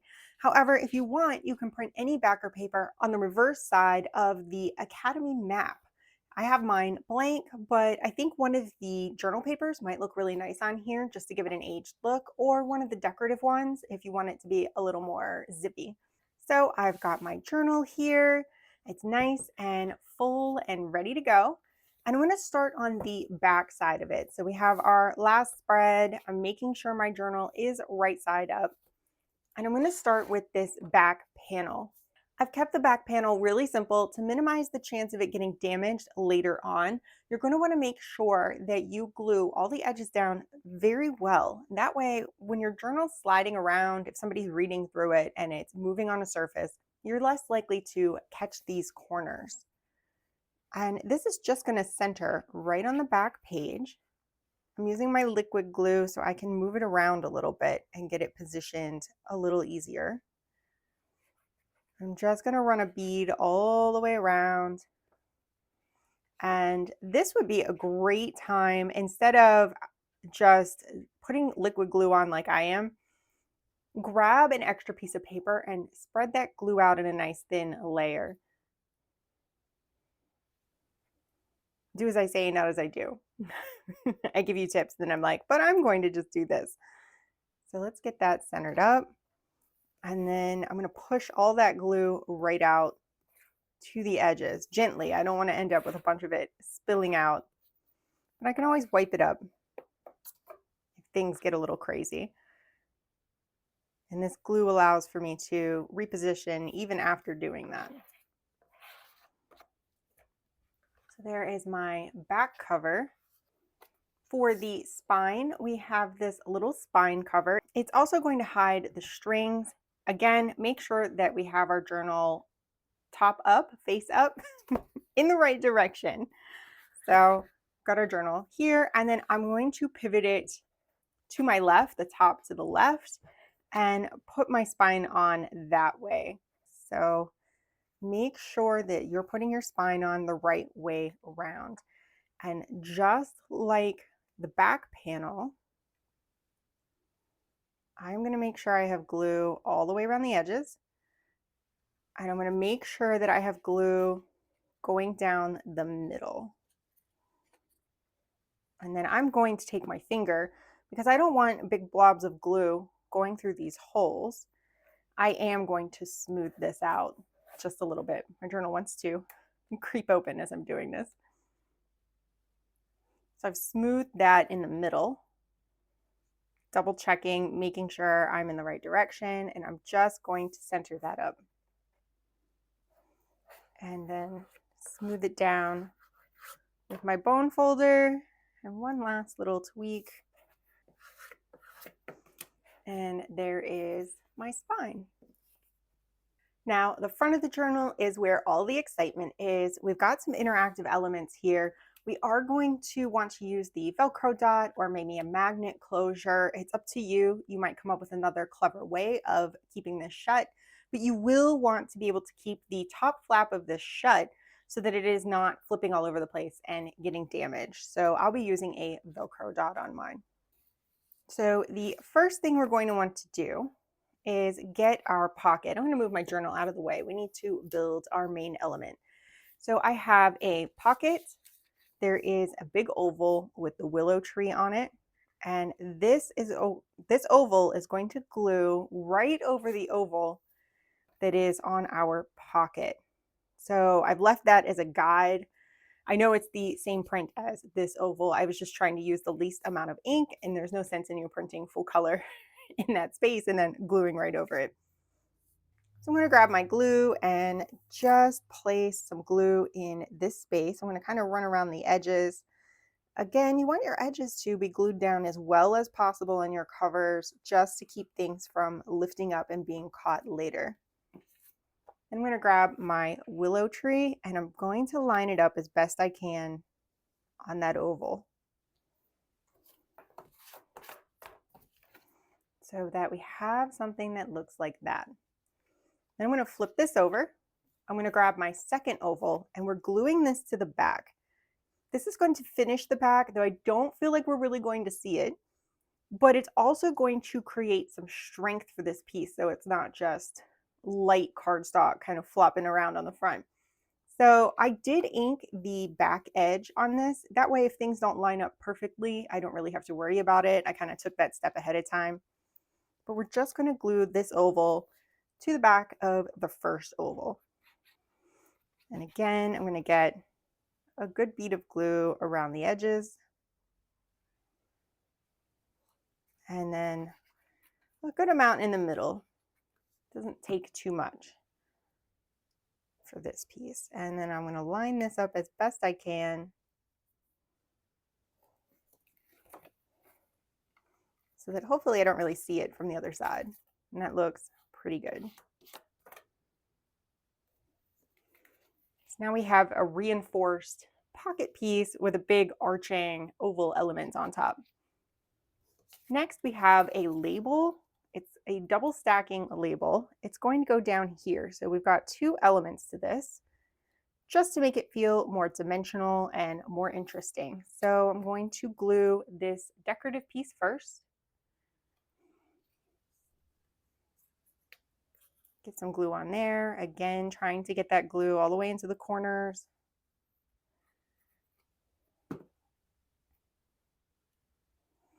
This piece does not really have a right side up or upside down. I am going to try to center it within this rectangular space down here. There's a decorative element in the background there. So I'm going to try to center it between that decorative element and the bottom. And then my label is going to center right on top of that one. Good coating of glue all the way to those corners. And stacking it up.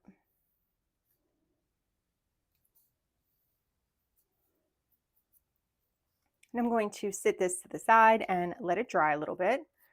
And let's work on the top flap. So the top flap, we have this piece. This is going to be our hinge for our kind of envelope top that we're making. I did ink the back of this because when you flip it up, you will see a little bit of this in the back. So there is ink on the back of that. I also inked the back of this piece, just like my second oval, because we're going to put these on back to back.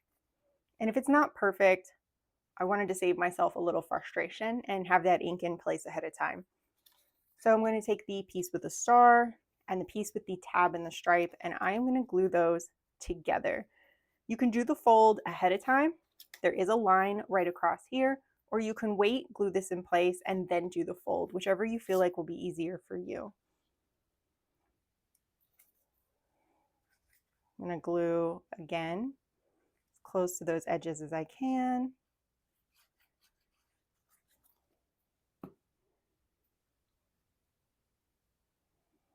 Gently put this into place.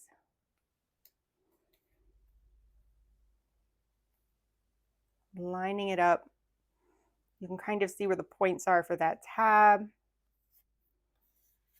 And I'm going to flip it over. That looks pretty good from that side. Now I'm going to flip this plainer side up, non-star side up. And we have this super interesting piece with a little notch cut out of it. And I am going to glue that right on top. Making sure I get glue around all of those elements, this little notch. And I'm going to place this centered left and right, but up towards the top of the panel. So here's the tab folded down. It's a little closer to the top. We're going to sit this wax seal into the notch. So you want to make sure you have enough room there to attach it. And then I'm going to go ahead and do that. Now, if you are doing a magnet closure, I've provided a second seal. I'm going to attach this as well, but you can hide one of your magnets inside of this little sandwich of seals. So this is a great place to conceal that. The other one can go right on the back of the other piece. You can go right on the back of your willow tree piece. You'll never see that. In theory, you could have put it between the two layers, but I think that will probably cause a lump on the front. And so just attaching that magnet to the back of there is probably sufficient. And then I want to make sure they kind of match up, just like all of my other seals. And I need to put a little glue here. And then I want to match up the shapes. And then check my positioning. Slide those into place. There we go. So here is our flip top for the top of our journal envelope cover element. So now we're going to bring our journal back over, and we need to attach our top flap first because there's a little concealing element that we're not going to be able to place easily if our bottom pocket is on first. And this is going to position just down a little bit from the top. That way there's some overlap between the two pieces whenever we put the pocket on. So I've got my flap, I've got the printed tan side of it, and I'm going to put my glue on there.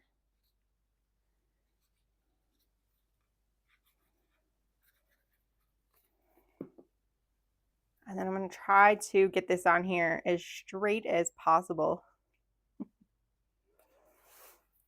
leaving that little bit of blue peeking out at the top. Then we have our ivy piece. We're just going to glue that down to hide our tab.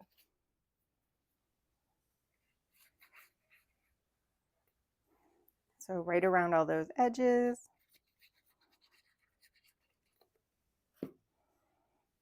And I'm going to put this into place, centered, and I'm going to push it right up into the crease, but then I'm going to fold down, and that's going to give it a little push so that things are going to lay nicely. It's not going to jam up the works and make it hard to close this again later, because you're going to need just a little gap in there, and that's why I put the ink in. Now we can apply the pocket. The pocket is going to go right down here, centered, and then with a little blue at the bottom. We're just going to put the glue left, right, and bottom. And this piece now feels nice and sturdy. We've built it out of all of those layers of cardstock, and I feel like it's going to hold up much better than just a single layer. Lay that in place. And finally, I'm going to apply my Velcro dot so that this element can stick down, and then we'll be able to open that up and pull our map out later. I'm going to get, these come with a white side and a clear side. I like to stick mine together. And this is a little more challenging. I think I'm going to put the white side here because it's going to land on this lighter part of the print, and the clear side on the wax seal. So I'm going to place it a little high on the seal. That way I firmly land into that cloud area. And you can hardly see it at all. The white kind of disappears. Now, putting it a little high leaves this a little more vulnerable. So I could have put it a little lower so that this has a little more protection, but I think that's going to be okay for me. So play with your placement with the Velcro dot, or if you're using a magnet, you'll have sandwiched your first magnet in there, and you can just glue your second magnet underneath of your oval. And then once your pocket is dry, the map can slide right down inside. And that is it for the cover. Our journal is done, and I know this has been an incredibly long video. I think this is the biggest project and the biggest video I have ever made. So it's pretty crazy. But I really wanted to help out some of the beginners with just getting into a little lace, ribbon, and trim. Now, I source a lot of my materials from thrift stores, so you may not find exactly what I'm using today. However, I did get this trim here with the leaves on it off of Amazon. It comes in a 3-pack, and I've made quite a mess here. It comes in green, gold, and silver. There's the silver. I'm not sure if I'm going to use that one or not. I really like the green and gold together. And then most of my other trim is thrifted up. Some of it's old and vintage, some of it is new, and I've stuck mostly to cream, green, gold, and pink. I did not have a ton of green available. I have this kind of a seafoamy glitter ribbon, which I actually really love. And then the green leaf trim, oh, and a little tiny scrap of velvet ribbon. But there's so much green in this journal that I'm not too worried about not having enough of it. So I'm going to kind of gently move my things over here. And primarily what I'm going to be using then are those ribbons. I'm using Beacon Fabri-Tac to attach them. And then I think we're going to move into a little bit of washi tape. I got this fun set of kind of metallic washi tapes. I haven't tried them out yet, so I'm going to give them a go. And I'm going to use this to add a little more detail to some of the pages. So I have all my ribbon and trim sorted out around me, so it's easy to get to, but not tangled up into a big ball anymore. It was a pretty ball, but it was a little bit of a mess. And the first thing I want to do is, for this journal, I have a little bit of a blank space here on both sides of my signature. We went with a single signature for this journal just to make it a little easier. And I need to fill that space. And I have this little bit of trim here that I thought would be really pretty, just running right down through that space. So I've got a pair of scissors here, and I have to decide, do I want to run it down and stop right at the bottom, nice and neat, or do I want to let it hang out a little bit at the top and bottom? Or do I want to stop at the bottom and let it come out the top and hang outside of the journal? There's a lot of different options here. And I think I might do 2 pieces of this trim that run up the top, and then I'll tie them together outside of the journal and maybe even tack them down here. I'm not sure. I think that's going to be a fun place to start. So let me start with my inside. I'm going to run the trim right up that empty space. And let's see how much I want on the outside. And hopefully I have enough. Looks like I have plenty of this particular trim. So I might need to use a clip or something. And let's do the same length on the outside as the inside for now. And this is just an idea I just came up with. So let's see. We have one piece cut, and I'm going to cut a second piece. Find my end here, and basically I used 2 lengths. So I'm going to go 1, 2, and I'll give that a snip right in between the decorative elements there. And I've already made a mess out of my trim. And then I'm going to run a bead of glue down the inside surface of my journal, not too close to my strings. I'm going to turn this outward. So I'm going to run the bead right down where that back part of the lace is going to go. And then I might run a second, just lighter bead where the scallops are, so I can kind of tap those down as well. So I'm just resting the nozzle on my pages a little bit so I can get a fairly straight line. And then I'm going to do that second bead just a little above that.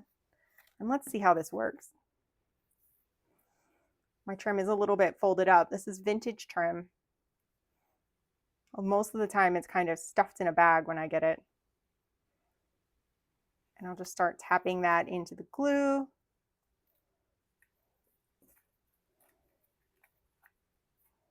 And let that come right out of the top. We have one little unruly piece, so I'm gonna give it a little extra love. There we go. That is so pretty. Hopefully the outside will work. If it doesn't work, I'll just trim it off at the top. I might leave like one piece. And so I never worry about an idea being bad. There are no bad ideas. I just pick a spot and say, hey, wouldn't it be neat if? And then I do it. So here is a new double row of glue. I've got my second piece. And this was really the first thing I wanted to address since we had this big empty spot on the outside. And I'll decide exactly what I'm going to do with the rest of that hanging ribbon towards the end of our little session here. There we go. Everybody is tapped down. And generally you want to let that dry before you do anything crazy. But the ribbon itself usually keeps your pages from touching the glue. So it should be okay. The next thing I'd like to do is this folder here. I know I want to do some sort of tie on it, and I think this pink ribbon would just be beautiful around there. So I'm going to use my bone folder, and I'm just going to fold the ribbon over. But when I glued this down, I left a space to thread some ribbon through. And there we go. It went right through. And now I can decide how much of this I want to use, and then I'll sneak a little glue under the back to keep it from sliding around too much. So I think what I might do is do something like this, where I make a loop on this side and then have a string on this side that I can just kind of put through and pull. So I'm going to need a little bit of extra ribbon to tuck back under the folder. I'm going to double back and then tuck this underneath again. So now I have a loop on this side and a single piece on this side. This is going to be a little bit, because of the way I did this, if I had done this before I inserted it, it would be easier. But I don't like to do things the easy way. So I'm just going to lift this up. And I'm going to squirt some glue right back in there. Good amount. And I might even give this a little poke with my bone folder.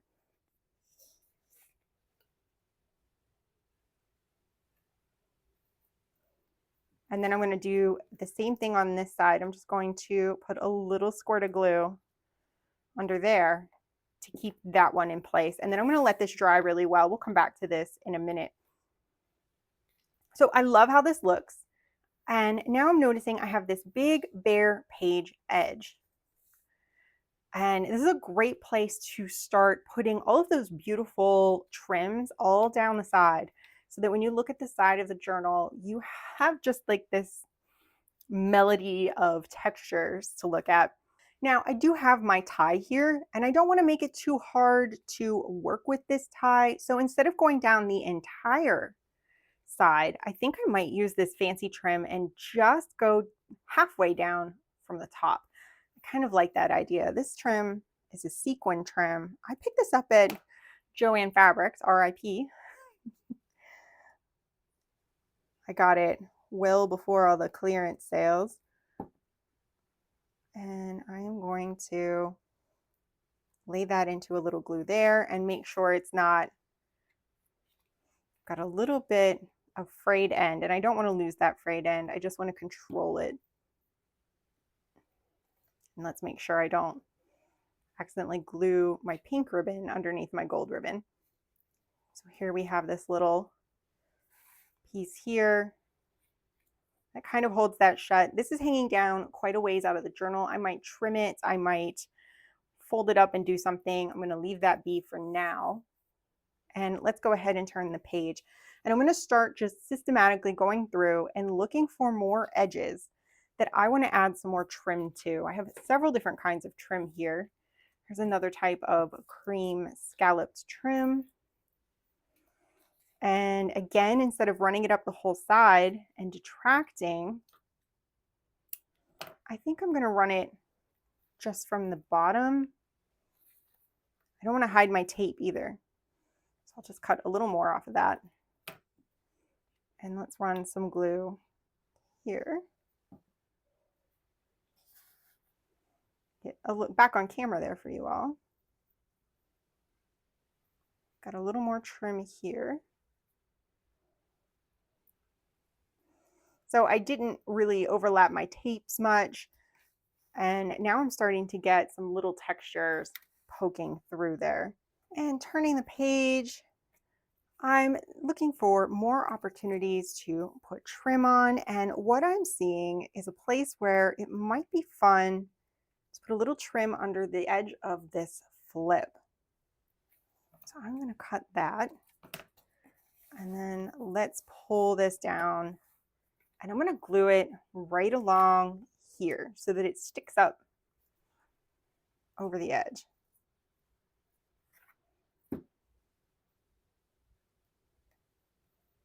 So you can see I'm just looking for opportunities to create texture and interest, but I'm trying not to overpower the work I've already done.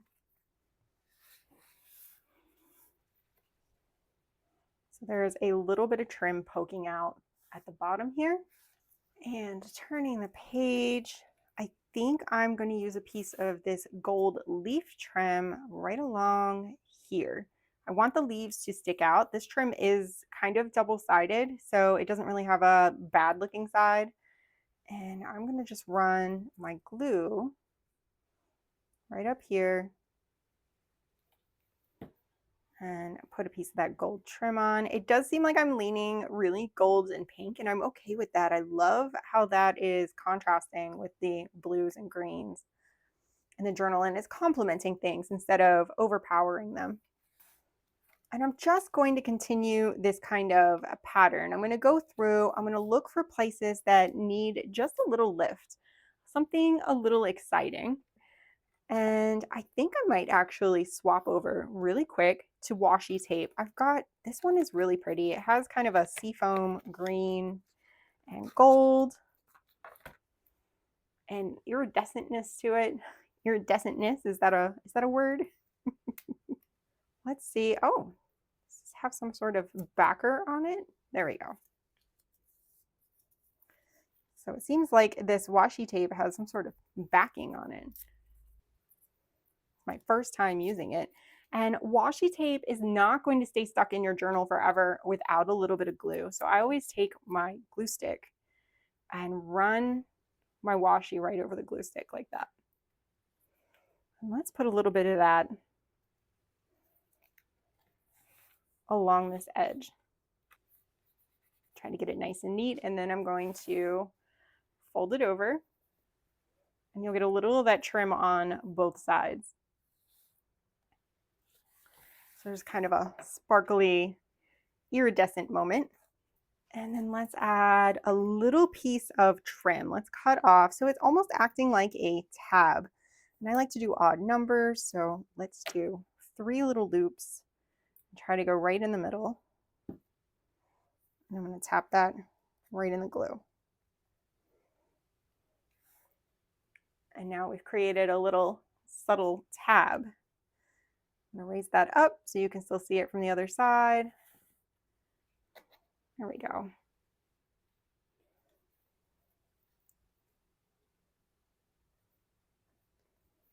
And we're just going to continue building layers. I haven't used the green trim yet. And I think across the top here might be the perfect place for some of that. So make sure that you move some of your decorative elements out of the way before you glue, and then don't move them back too quickly or else you might glue them into place or glue pages together. I've gotten quite a bit of glue all over the place here. I kind of missed an opportunity to go all the way up and let that poke out at the top of the page. I should have slid that up further. Let me see if I can do that. So those leaves would stick out at the top of the journal. Missed opportunity.